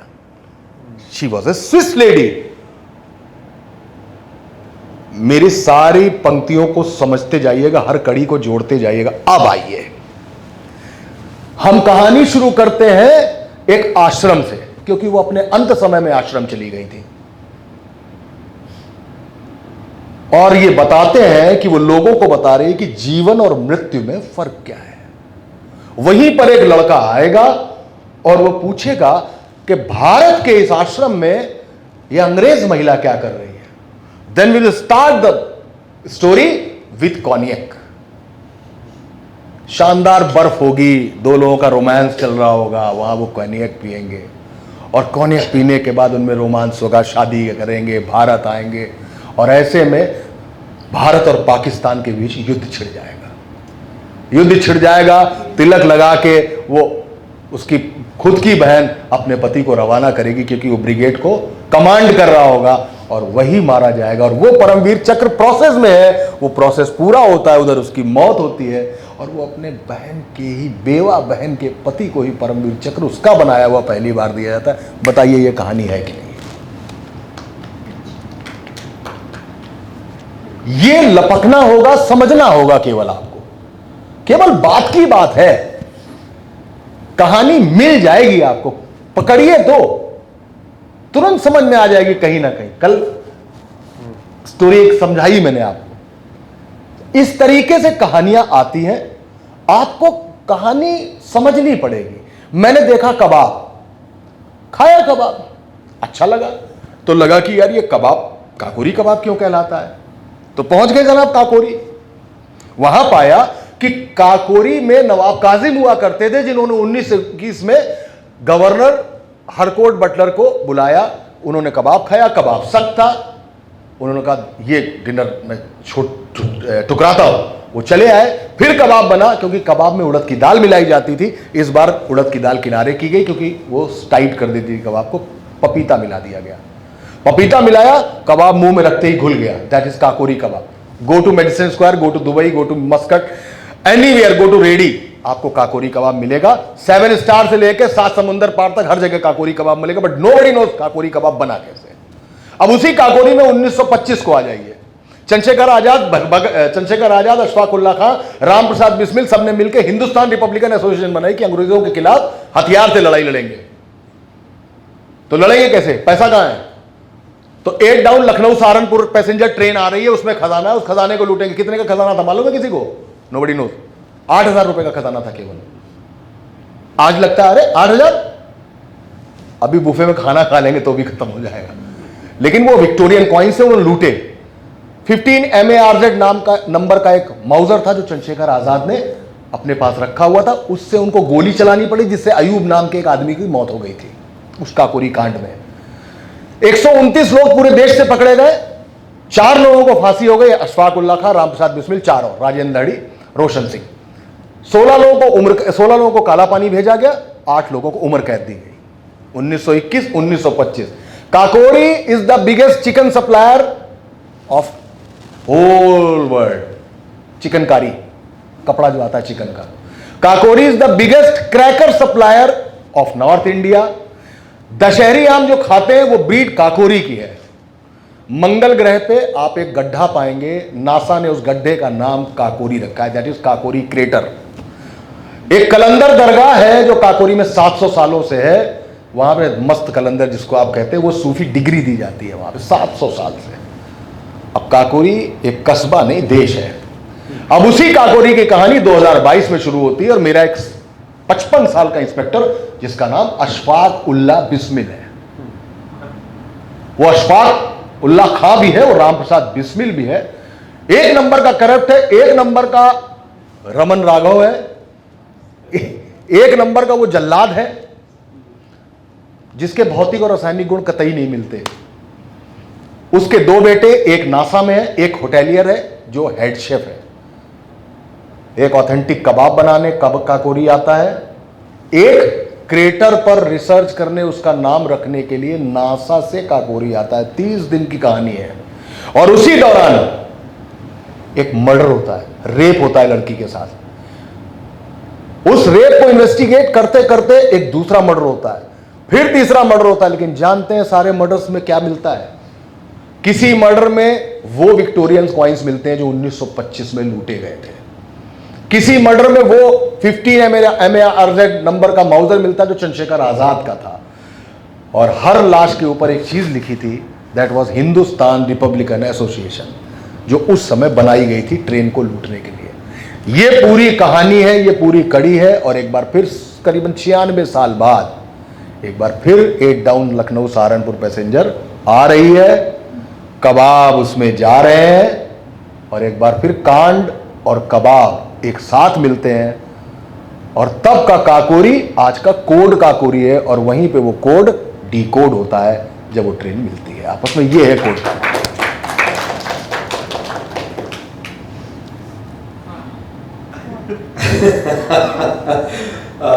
स्पीचलेस होना जो होता है वो यही है, इतना बड़ा कैनवस। अब मैं फिर इस पे सवाल पूछ दूंगा तो फिर ये सवाल जवाबों में हम लोग उलझ जाएंगे, बहुत सारा बहुत कुछ अपने जहन में। लेकिन हाँ, आपने स्वाभाविक तौर पर सभी यहाँ पर के हमारे पाठकों को और दर्शकों को प्रभावित किया होगा इस चीज़ पे कि कितना एज एन ऑब्जर्वर जब हम लेखक बनना चाहते हैं या कवि होना चाहते हैं, कोई भी रचनाकार हम होना चाहते हैं, तो कितनी चीज़ें, कितनी माइन्यूट चीज़ें हैं और कहाँ से हमें ऑब्जर्व करना है। और कितनी खूबसूरत बात आपने ये कही है कि ये सब बिखरी पड़ी हुई हैं चीज़ें अपने आसपास, आप कहाँ से क्या पिक कर लें, क्या उठा लें, वो वही जानते हैं। ठीक है, मैं पुनः अपने पुराने प्रश्न में नहीं आऊँगा। माँ सरस्वती की कृपा की भी कोई चीज़ होती है, मैंने यहीं पर बात की थी। जो आस्तिक लोग हैं इस पर विश्वास करेंगे, जो नहीं करते वो किसी और चीज़ पे करेंगे। मैं अब ये सत्र सवाल जवाब की ओर आगे बढ़ाता हूँ और मैं निवेदन करूँगा कि जो हमारे साथ आज पाठक आए हुए हैं उनके जहन में कुछ जो प्रश्न चल रहे हों जो वो लेखक से पूछना चाहते हैं, तो मैं आपसे निवेदन करूँगा कि आप कुछ सवाल पूछें। अगले 10-15 मिनट में फिर ये सवाल जवाब का सिलसिला हम खत्म करेंगे। ये सबसे पहले मैं बहुत आपको बधाई देती हूँ कि बहुत प्रांजल भाषा में आपने बहुत ही रुचिकर और बहुत ही अब्जॉर्बिंग आपने अपना उद्बोधन दिया। और अतिथि तुम कब जाओगे, ये जो नाटक है यहाँ पर रायपुर में भी खेला गया था, परेश रावल ने इसमें मेन भूमिका की है और हमने देखा वो नाटक। तो आपको बधाई देना चाहती हूँ, इतने सुंदर उसके डायलॉग थे, इतना कसा हुआ था और परेश रावल की एक्टिंग भी जोरदार थी, लेकिन आधार वही आपके डायलॉग थे। और इसके साथ में एक सवाल पूछना चाहती हूँ कि आपने ये कहा कि मीडिया में वो सुधार आएगा, कई साल वेट, कई दशक वेट करना पड़े चाहे, लेकिन आपकी इस आशा का क्या आधार है, ये मुझे बहुत प्रश्न नहीं है। बस इतना ही अभी कहना चाहती हूँ। मतलब मुझे जवाब देना है या बात हो गई? आप चाहे तो एक साथ जवाब दे दीजिएगा सबके सवालों। नहीं, मैं दे देता हूँ। आप इसको यूं भी कह सकती हैं कि मैं खुद भी एक सकारात्मक व्यक्ति हूँ। चाहे बल्ला रखूँ, चाहे हारमोनियम रखूँ या कलम रखूँ, जो कुछ भी रखूँ, अगला कदम सकारात्मकता के साथ बढ़ाता हूँ। मैं कह ही नहीं सकता कि ऐसा नहीं होगा। नहीं होगा तो जैसे भी नहीं होगा की बात आ गई तो वैसे ही कर्म खत्म हो गया, प्रयास खत्म हो गया। हमारे आप जैसे लोग अगर उम्मीद छोड़ देंगे तो बात बनेगी नहीं। देखिए, हर चीज का एक साइकिल है, हर चीज का एक साइकिल है। मैं आपको बता रहा हूं, एक जमाना था जब हम जूते पहनते थे तो मोजे यहां तक होने चाहिए थे। आज का जमाना यह कि अगर मोजे के बिना ही लोफर्स पहने हो तो ज्यादा बेहतर है। वो मैनरिज्म ही खत्म हो गया। और आज की तारीख में कभी कभी जूतों पर मोजे पहन लो ना तो खुद को ऑकवर्ड लगता है।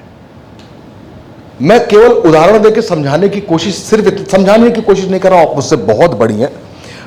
मैं सिर्फ उम्मीद रख रहा हूं कि हर हाउस की, हर सेगमेंट की का एक सैचुरेशन पॉइंट होता ही होता है। उसका सैचुरेशन आएगा। एक समय था जब लोग सोचते होंगे उड़ तो कोई नहीं सकता। एक समय था जब लोग सोचते थे कि जिंदा तो कोई बच ही नहीं सकता, तो इलाज तो हो ही नहीं सकता। आज हमारे पास कैंसर के सर्वाइवर्स हैं। मैं आशावादी होकर बात कर रहा हूं। आपने आधार पूछा है, आधार यह होगा कि जैसे ही पूरा देश उदाहरण के तौर पे कांग्रेस और भाजपा में बटेगा तो एक वैक्यूम पैदा होगा। वो वैक्यूम अपने आप एक आम आदमी पार्टी ले आएगा, जो आम आदमियों की पार्टी होगी। ये जितने मीडिया हाउसेस अगर सिर्फ मास्टर स्ट्रोक दिखाते रहेंगे, जितना हम लोग कॉम्प्लिसेंट होते जाएंगे कि ठीक, अच्छा कितने का हो गया, 105 रुपए का हो गया, अच्छा कितने का नींबू हो गया, बोले हाँ 100 रुपए के 10 हो गए, 3 हो गए, ठीक है, चल रहा है, हो रहा है। लेकिन एक वक्त आएगा जब इसी वैक्यूम में से एक लीड निकलेगी। आज वो लीड यूट्यूबर्स निकाल रहे हैं। मुझे नहीं मालूम कितने लोग देखते हैं। अजीत अंजुम नाम के एक पत्रकार हैं जिनको केवल खिलाफ बोलने के लिए उस संस्थान से बाहर निकाला गया। पुण्य प्रसून वाजपेयी को ने तो चैनल ज्वाइन कर लिया था, पर वो चैनल नहीं खुलने दिया गया। मैं किसी पक्ष में नहीं हूं, मैं आपको पहले बता दूं। मैं किसी पक्ष की बात नहीं कर रहा हूं, मैं अब पत्रकारिता की बात कर रहा हूं। उन लोगों ने अपने यूट्यूब चैनल बनाए। यूट्यूब चैनल के सब्सक्राइबर अजीत अंजुम के तो 20-25 लाख 30 लाख हो चुके होंगे। पुण्य प्रसून वाजपेयी के कुछ दिन पहले हो चुके हैं। बरखा दत्त भी वही करती हैं। बहुत सारे लोग वो कर रहे हैं जिनको आप जानते हैं, मैं केवल उनकी बात कर रहा हूं, छोड़ दीजिए सारी बात। आपको मालूम है कि केवल YouTube से वो कितना पैसा कमाते हैं? आज अजीत अंजुम की अपनी income approx per month 30 lakh है। इतना पैकेज तो उनको तब नहीं मिला होगा जब वो न्यूज 24 से लेके और TV9 के एडिटर रहे होंगे। मैं केवल आशा की बात कर रहा हूं। I don't support Ajit Anjum, I don't support any पुनः प्रसन्न वाजपेयी, बिकॉज बात सपोर्ट की नहीं है, आपके आधार को साबित करने के लिए सिर्फ ये बता रहा हूं। तो एक सेगमेंट निकल आया है यूट्यूब का, जाइए ट्विटर स्पेस नाम की चीज निकल आई है। उस ट्विटर स्पेस पर 2-2 हजार, 10-10 हजार, 20-20 हजार लोग जुड़ते हैं और आपस में बात करते हैं। तो ये वैक्यूम है जिसके बाई प्रोडक्ट हमारे आपके सामने आ रहे हैं। यही है उम्मीद का वो आधार, यही है उम्मीद की वो किरण कि अगर तुम खुद को नहीं सुधारोगे तो ये चीजें अपने आप फ्लोरिश होंगी और तुम्हारे पैसे की मोहताज नहीं होंगी। सुन लो संस्थानों, मैं तुम्हारे पैसे का मोहताज नहीं हूं, मैं इंडिपेंडेंट जर्नलिस्ट हूं। और इंडिपेंडेंट जर्नलिस्ट जब होता है तब उसकी रीढ़ में हिम्मत का बोन मैरो होता है। और जब हिम्मत का बोन मैरो होता है तो डरता नहीं है, क्योंकि पैसा उसे यूट्यूब दे रहा होता है, पैसा उसे कोई फेसबुक दे रहा होता है, पैसा उसे कोई और प्लेटफॉर्म दे रहा होता है। आप जाइए ना इंस्टाग्राम पे, नो निगेटिविटी, कोई निगेटिविटी नहीं है। इतना साहित्य भरा पड़ा है इंस्टाग्राम पे, इतनी कविताएं हैं। सर प्लीज ट्राई, आप जाइए इंस्टाग्राम पे, वहां पे आजकल के बच्चे आपको दिखाई देंगे, अरे ये कविता करते हैं, ये इतने गंभीर बात करते हैं। आप एक फोटो डाल देंगे, बच्चे अगर आपको पसंद करने लगे तो पता लगा लाखों में आप जा रहे हैं। ये हालत है। मैंने अभी ट्राई किया, मेरा अकाउंट 2009 से था, पर काकोरी लिखने के बाद मेरे कुछ सेशन इंस्टाग्राम पे हुए, मुझे नहीं आते थे करने, तो मुझे समझाया गया कि मेरी बेटी ने कहा कि पापा ऐसे करते हैं। अच्छा किया, करते करते था खुद ही लाख में चला गया, ऊपर ही चला जाता है। तो ये उम्मीद का आधार है, होगा, निकलेगा कुछ ना कुछ। वो थ्योरी खत्म हो जाएगी कि भगत सिंह आ जाएं, पर पड़ोस वाले के यहां, हमारे यहां नहीं आने चाहिए। हर घर से भगत सिंह निकलेगा। भगत सिंह से मतलब वो जो व्यक्ति धारा के विपरीत बह के अभिव्यक्ति की आजादी के लिए लड़ेगा। ये आधार है मैडम। बल्ला छोड़ने की बात तो मैं मान सकता हूँ, लेकिन हारमोनियम और गायन छूट जाए ये मैं नहीं मान सकता जी। और क्योंकि संगीत कहीं कभी किसी के अंदर है, रहता सभी के अंदर है, लेकिन जाता नहीं है जल्दी से। तो क्वेश्चन क्या पूछूंगा, मैं आग्रह करूंगा कि मुझे आपकी आवाज़ और गाना सुनना है। सर ये कनेक्शन नहीं है, ये आगरा बिलासपुर में हुआ था, रायपुर में हुआ। कोई क्रिकेटर होता तो शायद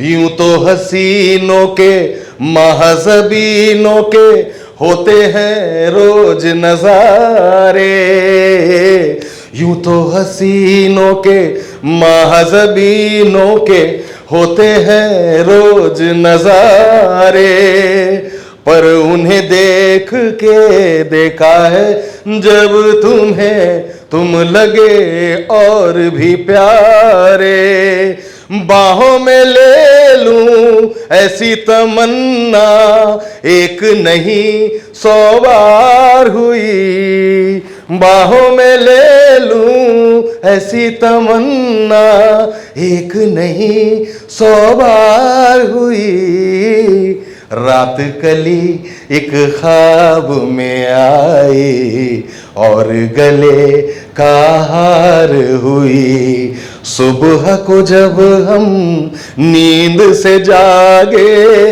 आँख तुम्ही से 4 हुई, रात कली एक ख्वाब में आई और गले का हार हुई, तू जो कहे जीवन भर तेरे लिए मैं गाऊं, तेरे लिए मैं गाऊं गीत तेरे बोलों पर लिखता चला जाऊं,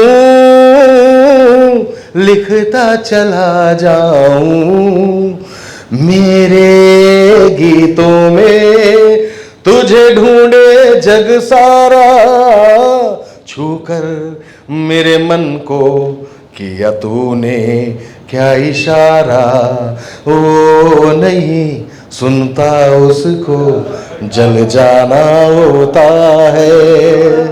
प्यार दीवाना होता है, मस्ताना होता है। तूने मेरे यारा अभी नहीं जाना, इश्क तेरा दर्द मेरा।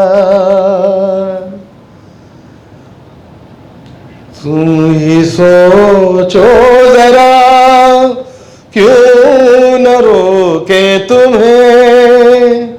जान जाती है जब उठ के जाते हो तुम। जान जाती है जब उठ के जाते हो तुम। तुमको अपनी कसम जाने जा, बात इतनी मेरी मान लो। रंजिश ही सही दिल ही दुखाने के लिए किस किस को बताएंगे। जुदाई का सबब हम किस किस को बताएंगे। जुदाई का सबब हम। तू मुझसे खफा है तो जमाने के लिए आज जाने की जिद ना करो। वो नहीं सुनता उसको जल जाना होता है। रात कली एक ख्वाब में आई और गले का हार हुई। छूकर मेरे मन को किया तूने क्या इशारा।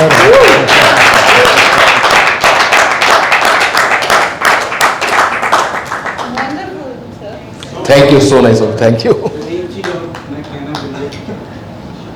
जो सारे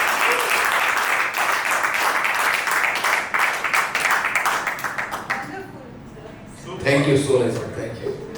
गामा का स्टैंडर्ड था और जो आज के रियलिटी शो का है, तो क्या ये पॉसिबल नहीं है कि उस ऊंचाई पे जो सारे गामा बंद हुआ, जितने बड़े बड़े आर्टिस्ट लोगों को उसमें सोनू निगम बुलाते थे या करते थे, और जो एक मतलब उस ऊंचाई का कह नहीं सकता मैं, तो क्या आप लोगों के और किसी के प्रयास से उस स्टैंडर्ड का प्रोग्राम शुरू नहीं किया जा सकता? सर एक बात ईमानदारी से कहूँ, ठीक है, रफ़ी साहब, लता जी, मन्ना डे साहब, जितने भी लोग थे, किशोर दा, लेकिन सर जो बच्चे गा रहे हैं ना आजकल, अभी तो कोई नो डाउट है, गजब गा रहे हैं सर, गजब गा रहे हैं। गानों के साथ जो प्रयोग कर रहे हैं वो, गौरव सच बता रहा हूं आपको, आप कभी सुनिए, उन्होंने जैसे गाना बना तो हर किसी को नहीं मिलता है यहाँ प्यार जिंदगी में, कंचन ने गाया था शायद, और आज का जो कंपोज किया है गाना उसने कई लेवल ऊपर था सर गाना वो। हाँ, एक चीज देखनी पड़ेगी कि हमारा पुराना जो गाना था वो सर भांग था, आज उसी में रीमिक्स बन रहा है। आर.डी. बर्मन को आप तब सुन लीजिए, आज भी सुन लीजिए, लगता आज ही तो बजाया है। मदन मोहन साहब को तब सुन लीजिए, आज भी सुन लीजिए, लगता है अरे यार ये तो आज का म्यूजिक है। तो रीमिक्स जो बना रहे, यानी उनके पास अपना ओरिजिनल स्टॉक नहीं है, उनको रीमिक्स करना पड़ रहा है, उसको ही आगे बढ़ाना पड़ रहा है। तो ये उस इरा का कमाल है। वो भांग का नशा था, ये वाला अफीम का है, थोड़ी देर बाद उतरता है और आदमी भूल जाता है गाना, ये फर्क है। ज्यादा हो गया है, बहुत तामझाम बहुत ज्यादा मुझे लगता है। आसपास प्लीज बैठिए। आसपास खड़े होकर जो डांस कर रहे हैं, I think that disturbed the essence of the show. Definitely, children and people are singing very well, but वो सुनना से ज़्यादा देखना हो गया है, मुझे ऐसा लगता है। गौरव को भेजना पड़ेगा कंडक्ट करने के लिए। मैं लास्टली एक चीज बता दूं आपको।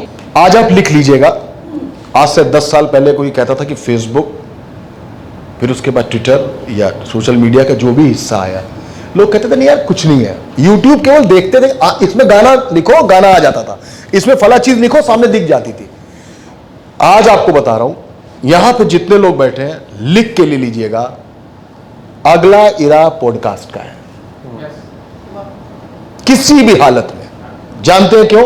ये सिर्फ आपके सवाल से निकाला हुआ एलिमेंट है। आपने कहा ना देखना बहुत पड़ता है। वो सुकून जो हवा महल में होता था, वो सुकून जो जयमाला में होता था, वो सुकून सिर्फ कानों में होता था और तब आंखें बंद होती थी। अब आंखों को खोलना पड़ रहा है। तो हमारे ये दोनों हिस्से काम कर रहे हैं और दिमाग उनको बैलेंस कर रहा है। अगला समय जो आने वाला है वो पॉडकास्ट का है। आप केवल सुनेंगे और आंखें दूसरा काम करेंगी, दिमाग कुछ और सोच रहा होगा और सुकूनियत फिर वापस लौटेगी। वैसे ही मैडम जैसे पत्रकारिता फिर वापस लौटेगी। लेकिन लिख लीजिएगा, ये जमाना आने वाला है, केवल सुना जाएगा। नमस्कार सर, मेरा एक सवाल था। सर्वप्रथम प्रणाम आपको, आपसे बहुत कुछ सीखा। मेरा एक सवाल था, जैसे कि गौरव भैया ने शब्द यूज किए स्टैंडर्डाइजेशन, अभिव्यक्ति की जब आज़ादी होती है, अपने OTT के बाद की, टेलीविजन मीडिया के बाद की, तो जब आप कहानी लिख रहे थे, मेरा थोड़ा सवाल है क्योंकि मैं भी एक लिख रहा हूँ। हाँ सर।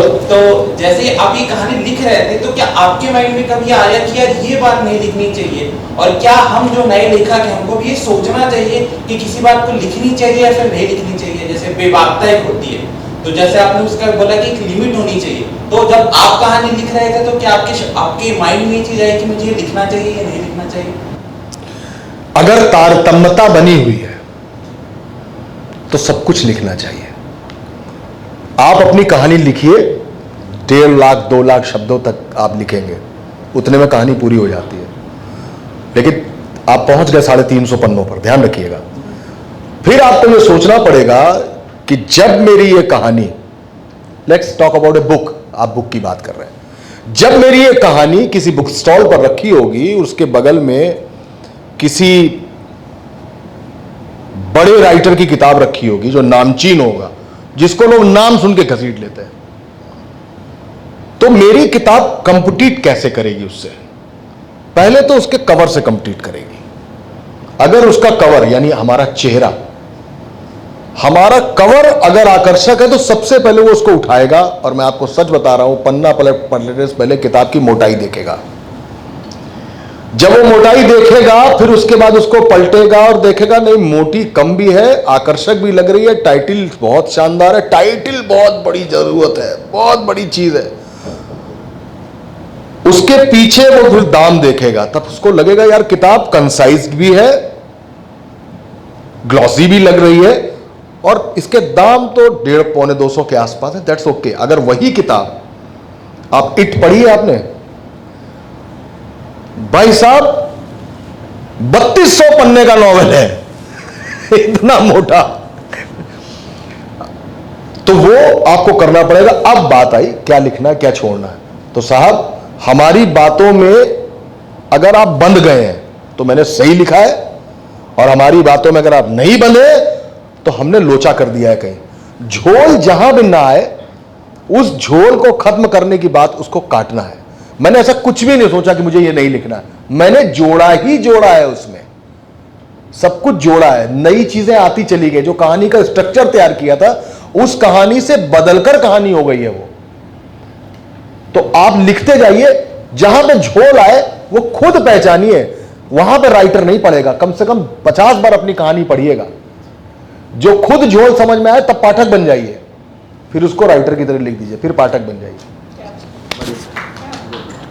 मैं तो बहुत देर से आपके मास्क उतरने की इंतजार कर रहा हूं।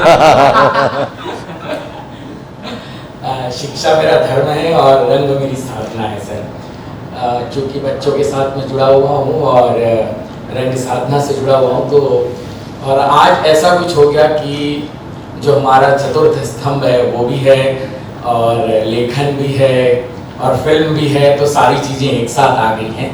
तो जहन में इसलिए ये सवाल आ गया, और आज पढ़ाते पढ़ाते ही ऐसी कुछ बातें भी आ गई, तो ये प्रश्न आज यहाँ पर बहुत लाजमी बनना। क्या महिला सशक्तिकरण छलावा है, धोखा है? सीधे सीधे जवाब चाहता हूँ सर कि जब हम बात करते हैं हमारे आज के धारावाहिकों की, हम बात करते हैं आज के हमारे सीरियलों की, हम बात करते हैं आज की हमारी फिल्मों की, जैसा कि आपने उस सीन पे कैंची चलाने की बात कही, लेकिन जब हम आर्ट फिल्में देखते हैं तो सारी फिल्म शुरू से आखिरी तक बड़ी अच्छी चलती है, लेकिन वो एक सीन फिर आ जाता है जहां हम हमारे परिवार के साथ उसको बैठ के नहीं देख सकते। ठीक वैसी ही बात आन पड़ी है आज हमारे सीरियलों के बीच में। टाइटल बहुत ही शानदार, भाषा प्रवाह बहुत शानदार, दृश्य चित्रीकरण कह लीजिए बहुत शानदार, लेकिन एक स्त्री का चरित्र ही इतना घटिया या इतना निम्न स्तर का क्यों दिखाया जा रहा है? क्या ये हमारी संस्कृति के साथ छलावा है? क्या ये हमारी संस्कृति को फिर से गुलाम बनाने वाली मानसिकता की ओर ले जा रहा है? एक महिला ही सीरियल को बना रही है, एक महिला ही उसकी स्टोरी लिख रही है, एक महिला ही उसकी लीड कास्ट है, उसके बावजूद हम परिवार के बीच में बैठकर उस नंगे सीरियल को देख रहे हैं। आखिर ऐसा क्यों? क्या चंद त्योहारों के बीच में एक महिला एक दूसरी महिला से गले मिल ले, रो ले, आरती उतार ले और फिर महिला थोड़ा सा उसमें देखती हुई महिला रो ले और वो कह रही कि नहीं सीरियल तो ऐसा ही होता है, जिंदगी तो ऐसे ही होती है। तो क्या महिला सशक्तिकरण इसलिए छलावा है, धोखा है? सीधे सवाल सर, इस देश की जो सबसे बड़ी कहानी अब तक हिट हुई है, जो सबसे बड़ी कहानी है, जो घर घर तक है, पीढ़ियों से चल रही है, उस सबसे बड़ी कहानी का नाम है रामचरितमानस। उससे बेहतर स्क्रीन प्ले कोई है ही नहीं आज तक। उसका जो हीरो है वो टॉप हीरो है, मर्यादा पुरुषोत्तम है। उसका जो विलेन है प्रकांड है, पर प्रकांडता किसी व्यक्ति को भ्रष्ट कर सकती है, वो रावण है। महिलाओं के चरित्र पर आ गई बात, कैरेक्टर्स की बात कर रहा हूं, चरित्र का मतलब उस चरित्र की बात नहीं कर रहा हूं। कैकेयी, मंथरा, शूर्पणखा, मंदोदरी, सीता, कौशल्या, सबको आप जरा डिफाइन करिए एक बार। सबके अपने अपने कैरेक्टर्स हैं, सब अपना अपना रोल अदा कर रहे थे। आइए सीरियल्स पे, मैंने बहुत पहले शायद अभी बताई आपको कि सास भी कभी बहू थी। घर में बैठी सारी महिलाएं एक साथ वो सीरियल देखती थी और हर किसी को लगता था कि तुलसी मैं हूं, विलन ये है। ठीक है सर? तो केवल एक सीरियल से या एक कहानी से यह बात किसी सशक्तिकरण जैसे बहुआयामी विराट चीज को खत्म नहीं कर देगा। अभी थोड़ी देर पहले कहा कि हमारे यहां क्या था, लड़की एमए हो जाए, बीए हो जाए, शादी कर दो, उसके जो करना घर जाके करना, जो करना ससुराल जाके करना, जो करना ससुराल जाके करना, यही तो बात है ना। और लड़कों पर नौकरी करने का दम, यही तो बात थी। वहां से सोच बदली। आज सिंगल गर्ल चाइल्ड अगर किसी के पास है तो वो प्राउड पेरेंट्स होते हैं। सर, सब कुछ विचार से ही बदलता है। मैं आपके माथे पे लगा हुआ लाल टीका ये देखकर ये सोच सकता हूं कि अच्छा कट्टर हिंदू आदमी हो गया, या मैं ये सोच सकता हूं कि ये बहुत अच्छे भक्त व्यक्ति हैं जो पूजा करके घर से निकलते हैं। तो ये हमारा आपका टेक है सर। आज लड़की पायलट बन जाती है, हो सकता है पहले भी बनी हो, आज उसको फ्लोरिश ज्यादा किया जाता है इसलिए कि और लड़कियां घर से निकलें। मात्र शिशु दर इसलिए ज्यादा था आज से 10 साल से पहले इस देश में क्योंकि महिलाओं का प्रसव, आज भी बड़ी दुनिया सर गांव देहाती है, महिलाओं का प्रसव दाई कराती थी और घरों में कराती थी। हमने आपने तो देखा भी नहीं होगा, सोचा भी नहीं होगा। उसके बाद एक योजना लाई गई, नेशनल रूरल हेल्थ मिशन। किसके लिए लाई गई? केवल उस मां के लिए और उस बच्चे के लिए, ताकि दाई यानी झोला छाप डॉक्टर वो बच्चे का प्रसव कराने में कहीं बच्चा या मां को मार ना दे। तो एनआरएचएम के तहत हजारों करोड़ रुपया पूरे देश को दिया गया। मैं थोड़े बात फैलाकर बता रहा हूं ताकि आप संतुष्ट हो जाएं। तो उस गर्भवती महिला को 6 महीने तक आयरन, फॉलिक एसिड, कैल्शियम, ये सब कुछ दिया जाता है। और जो एनएम उस महिला को इसलिए राजी कर लेती है कि तुम अपने घर में नहीं हॉस्पिटल आकर डिलीवरी कराना तो तुमको 2000 रुपया मिलेगा। तो 2000 रुपया हर चीज का एक पारितोषिक होता है सर, आदमी को अट्रैक्ट करता है। तो वो जाती है, फिर वो बच्चा पैदा होता है। आज मात्र शिशु दर, मैं इस समय का आंकड़ा नहीं जानता, लेकिन तब 50 होगी तो आज सिर्फ 5 है। यह महिलाओं के लिए ही किया गया। निर्भया कांड के बाद एक नया कानून बन गया सर, पॉक्सो। बालिग होने की उम्र पर चर्चा हो गई, हो गया सर। ऑफिस में रूपल बजाज का नाम आपने सुना कि नहीं सुना मैं नहीं जानता, उनके संग एक आईएएस जो हॉकी संघ के अध्यक्ष भी रहे, उन्होंने केवल उनके पीछे हाथ मार दिया था। वो एक लंबा केस चला, लेकिन आज किसी भी ऑफिस में काम करने वाली महिला के साथ अगर फ्लर्ट में भी कोई गलत बात करेगा ना सर, तो विशाखा कमेटी उस पर काम करेगी। सर ये महिला सशक्तिकरण नहीं है। एक्चुअली जिस दिन ये रात में 12 बजे निकलेंगी और इस फ्रीडम के साथ निकलेंगी कि मैं सोने के कंगन भी पहने हूं, चेन भी पहने हूं, और मुझे कोई घूरेगा नहीं, मुझे कोई पकड़ नहीं लेगा, मुझे कोई देख नहीं लेगा, मैं यूं निकलूंगी और घर जाऊंगी, वो सशक्तिकरण है। कहां कैरेक्टर्स में जा रहे हैं आप? वो सब कैरेक्टर्स हैं। सशक्तिकरण का मतलब यह है कि उस महिला को सशक्त बना दिया जाए यहां से। क्यों? मां शब्द देखा है सर आपने? मां एकमात्र ऐसा सुर है पूरे संगीत में, सारे गामा में, जो अकेला तीव्र है और कोई नहीं है। सारे गामा मां छोड़ दीजिए, बाकी चीजें कोई तीव्र नहीं, मां केवल तीव्र है। एक बात, मां की मात्रा के ऊपर जो चंद्र बिंदी लगी है ना सर, तो वो जो चंद्र है वो मां की कोख है, और वो बिंदी जो है ना सर वो भ्रूण है। अकेला अक्षर है सर, अकेला मां, अकेला मां अक्षर है, इसमें आ की मात्रा लगाइए तो भी मां और न लगाइए तो भी मां।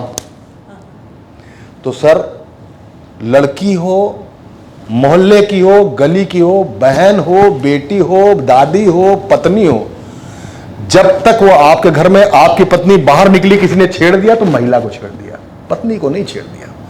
वो सशक्त की बात चल रही है सर। और असल में हर महिला, हर लड़की जो भी है, अंक की मात्रा ही है सर।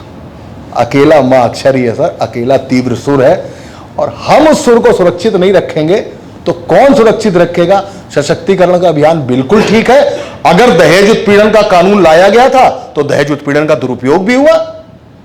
ऐसा थोड़ी ना हुआ कि बहुत सारी लड़कियों को मतलब लड़कों के खिलाफ गलत मुकदमे नहीं दर्ज हुए।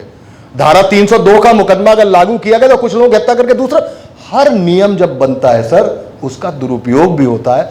मे भी इसमें दुरुपयोग होंगे, पर बात ये महिला सशक्तिकरण के उस मुद्दे की नहीं है जिस मुद्दे पे हम जा रहे हैं। ये महिला को सशक्त करने की है, इतनी सी बात है। अगर मैं जवाब दे पाया तो बाकी ठीक है। तो थोड़ा सा अच्छा, एक आखिरी सवाल ले लेते हैं जी। मतलब समग्र रूप से कैनवास बड़ा है जिंदगी का, बचपन से शुरुआत होती, आधे बाल पकने और फिर पूरे पकने के दौरान क्या होना था, क्या हुए और क्या होना है। ये सवाल है ना आपका, मैं बताता हूँ। ये एक्चुअली यही पूछना चाहते हैं कि सोचता था वो कितने मासूम हैं, क्या से क्या हो गए देखते देखते, बस इसको कंक्लूड करिए कह रहे हो। मतलब अब क्या आप ये पूछना चाहते हैं, व्हाट इज नेक्स्ट ना, यही पूछ रहे हैं? नहीं, मेरा क्वेश्चन थोड़ा इन द ब्रॉड सेंस। हाँ प्लीज। बचपन से क्या आपके एम्बिशन थे? हाँ ठीक बात। कहाँ डेविएट हुए आप, क्या बने अब? हाँ सर बिल्कुल सही है। एक उम्र तक सिर्फ क्रिकेटर होना चाहता था, एक उम्र तक सिर्फ गायक होना चाहता था। उसके बाद पत्रकारिता वाला मसला बिल्कुल ठीक चला, राइटिंग होती रही। अचानक व्हाट्स नेक्स्ट के प्रोग्राम में जाके किताब लिख दी, फिल्म वाला हो गए, आगे 1-2 वेब सीरीज और आ रही। अभी भी एक अभिलाषा है, विश्वनाथ जी की नगरी में गंगा किनारे एक घर हो, संतत्व का संतोष हो, लेकिन संतोष भी एक अभिलाषा ही है, लेकिन वो अंतिम अभिलाषा है। और उसमें उम्मीद करता हूं कि 80 साल तक तो भगवान कर देंगे, 80 साल बाद जब गंगा में बह के जा रहे हो तो कोई क्रिकेटर भी साथ में बह रहा हो, कोई सिंगर भी साथ में बह रहा हो, कोई नॉवेल राइटर भी साथ में बह रहा हो, कोई फिल्म वाला भी साथ में बह रहा हो और पूछे संतोष है, सुखी है हो, तो कह दूं हाँ सुखी है, ठीक है।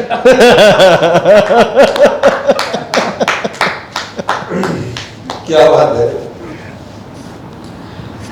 तो कलम के श्रृंखला की खूबी यही होती है कि हम बातचीत करते हैं और बातचीत इतनी ज़्यादा आत्मीय होती है, इतने कोजी माहौल में ये पूरी बातचीत होती है कि ये नहीं लगता कि हम किसी ऐसे लेखक से मिल रहे हैं जो पहली बार हमारे बीच आया हो, जैसे पहली बार मुखातिब हो रहे हो, और सवालों के जवाब शायद ऐसे ही निकल के आते हैं जो कहीं ना कहीं deep inside of our heart, हम अपने भीतर में वही जवाब उन सवालों के पीछे सोच रहे होते हैं, और कोई अगला जब उसका उत्तर देता है और वो काफ़ी क्लोज टू हमारे आंसर आता है तो हमें लगता है वैलिडेट हो रही है बातें, ये वही बात है जो मैं सोचता हूँ और ये लगभग वैलिडेट हो रही है। लेकिन कलम की एक थोड़ी सी खामी ये भी होती है कि बहुत सारे और सवाल होते हैं जो जहन में रह जाते हैं। हमें लगता है कि अभी और पूछ लेना था। तेज भाई का एक सवाल है, मैं बिल्कुल देख सकता हूँ कि वो इधर ठाकुर साहब के प्रश्न के चलते वो हो गया। मैं दावा करता हूँ इस कार्यक्रम के बाद आपका सवाल जरूर होगा और मनोज राजन जी उसका जवाब भी देंगे। लेकिन समय सीमा की बातचीत है। और एक और बात जो मुझे लगता है, क्योंकि मैं पिछले 2 दिनों से लगातार आपके साथ हूँ, मुझे सौभाग्य मिला कि पहला तो हम छत्तीसगढ़ में आपको कलम में आमंत्रित कर पाए, आप आए, आपने अपना वक्त निकाला। दूसरा ये भी कि हम पहले बिलासपुर शहर को हमने वहाँ के श्रोताओं के बीच, पाठकों के बीच में बातचीत की। एक इसे सहयोग कहिए और इत्तेफाक कहिए कि छत्तीसगढ़ की खूबी क्या है। आप बोलिए कि जब हम आ रहे थे तो मेरे जहन में यही आ रहा था कि कल मैं आपको पूरा सुन चुका हूँ, बहुत सी बातें ऐसी हैं, बहुत से ऐसे सवाल थे जो मेरे जहन के जो कल मैं सुन लिया हूँ। तो मुझे आज वो प्रश्न इस मंच पे अगर पूछूंगा तो ठीक है, लोग नए हैं, बट मुझे तो यही लगेगा ना कि ये मैं सुना और वही स्क्रिप्टेड टाइप की बात हम कर रहे हैं या हम बात कर रहे थे। तो हमने कहा था कि यार, सर ने कहा कि नहीं, आपके जहन में जो है वो पूछिएगा, कोई उसके फाउंडेशन नहीं है। और इसीलिए शायद मुझे ऐसा लग रहा है कि कुछ सवालों और जवाब में हम ज़्यादा गंभीर हो गए थे, क्योंकि हंसी मजाक की बहुत सारी चीज हमने रास्ते में करते आ गए। लेकिन छत्तीसगढ़ की खूबी देखिए कि ये आप गायक हैं तो थोड़ा सा गाने का बताइए। ये बिलासपुर में भी उठा, आप क्या कहना चाहते हैं? अंतिम सवाल इसी संतोष और संतत्व की तरफ भी जाके खत्म होगा। हाँ, ये बड़ा कोइंसिडेंस है। ये बिल्कुल एक सहयोग आप समझिए कि और जो जहन में प्रश्न आया कि आप क्या करना चाहते थे, या चाहे आप सशक्तिकरण की बात करें, ऐसे तमाम पहलुओं पर वैसे ही पूछा गया।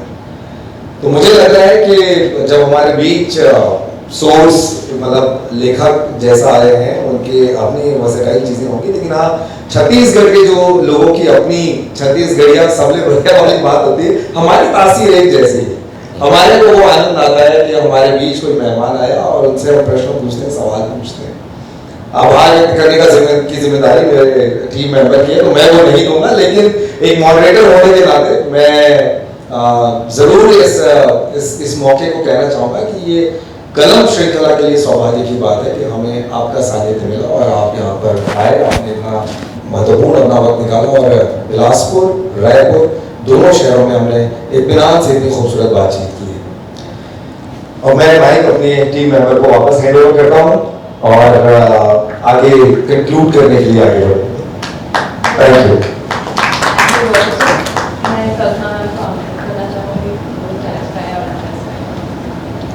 हम धन्यवाद देते हैं हमारे अतिथि वक्ता श्री मनोज रंजन पाठक जी का, संचालक श्री गौरव गिरिजा शुक्ला और अन्य अतिथियों का जिनके इर्द गिर्द इस शाम का ताना बाना होना जा सका।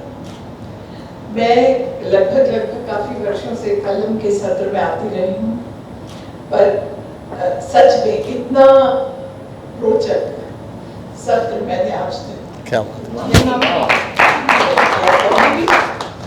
तो कलम को धन्यवाद है कि इस सत्र में एक सशक्त एवं बहुआयामी व्यक्तित्व से हमारा परिचय हुआ। आपके विचार जो स्वयं की खोज से सतत जुड़े रहने और खुद को एक्सप्लोर करते रहने का उदाहरण आपने खुद के ही जीवन से हम सबसे साझा किए। समाज के बदलते परिदृश्य पर भी आपके विचार काफी बेबाक पर सच्चाई से भरे हुए थे। जिस वैचारिक संतुलन का परिचय आपने दिया वह अपने आप में एक मिसाल है। हमारे इर्द गिर्द घूमती कहानियों को लपक लेना शायद आप जैसे प्रतिभाशाली पत्रकार एवं लेखक के लिए ही संभव था, जो आपने हमें इतनी आसानी से समझाया। इस शाम का सबसे रोचक एवं क्या कहूँ, उसको मैं ये नहीं कह सकती कि मनोरंजक तो नहीं कहूँगी, क्योंकि वो मनोरंजक नहीं था। आपके एक सुनने और देखने में फर्क होता है। पहले केवल सुना कि आप गायक भी थे, लेकिन आपने जो गाना गा करके, और गाना भी आपने मेडली गाया जी कि मतलब आपने फिल्म के गाने गाए, अलग अलग गायकों के गाने गाए, गायिकाओं के गाने भी गाए, गजल भी गाई, हर तरह की गायन से आपने हमारा परिचय भी कराया कि आपको उस मतलब गाने पे आपकी समझ और आपकी पकड़ कितनी गहरी है। तो ये एक सोने पे सुहागा था मेरे ख्याल से इस शाम के अंत का। और एक चीज है कि हम सब शायद कहीं न कहीं आपके लिए जरूर प्रार्थना करते हैं कि आपका जो संतत्व की अभिलाषा है जो आपकी, वो आपकी अवश्य पूर्ण हो। क्योंकि बहुत कम लोग इस तरह की अभिलाषा रखते हैं जैसी आपने। लोगों की अभिलाषाएं आज के परिप्रेक्ष्य में देखिए तो बहुत अलग अलग होती हैं, पर आपकी जो भी आपकी एक इच्छा है, हृदय की इच्छा है, तो हम सब यही प्रार्थना करेंगे कि आपको जी बहुत और अंत में हम सब धन्यवाद करते हैं आप सब लोगों का, जिन्होंने अपनी उपस्थिति से इस शाम को ज्यादा क्या कहूँगी, अंग्रेजी में कहूँगी तो एनरिचिंग कर दिया। ठीक है, थैंक यू। इसके साथ ही मैं श्रीमती इंदिरा मिश्रा, जो हमारे अभी महिला सशक्तिकरण की आपने बात की थी, मेरे ख्याल से इंदिरा जी से अच्छा महिला सशक्तिकरण का उदाहरण नहीं हो सकता, क्योंकि बहुत पहले जो इन्होंने अपना एक स्वप्न देखा और उसको पूरा किया, उस वक्त आईएएस में लड़कियां नहीं जाती थी, और जब इन्होंने मतलब वो कदम उठाया और इतनी बहुत ऊंचाइयां इन्होंने हासिल की, ये खुद बहुत अच्छी लेखिका भी हैं, ये शायद बहुत कम लोगों को पता हो गया, पर मतलब आपसे अनुरोध है कि आप ही हम सब के बीच में एक ऐसी हैं जो इनको संतत्व का कुछ हिस्सा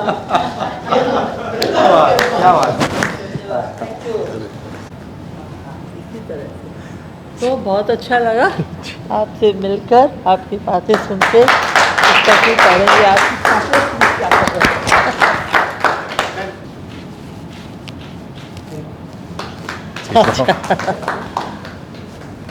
बहुत बहुत शुक्रिया मैम, और आभार व्यक्त करना बहुत ही बड़ा भारी काम है, लेकिन कल्पना मैम हमारे बीच एक गार्जियन की तरह है, और एहसास की टीम सृष्टि, आप कल्पना मैम, आप सभी के होने से ये पूरा जो इनिशिएटिव है, चाहे द राइट सर्कल हो, कलम हो, आखिर हो, ये सब अपनी स्पीड पे फाउंडेशन की एक्टिविटीज़ जो है वो आगे बढ़ रही हैं।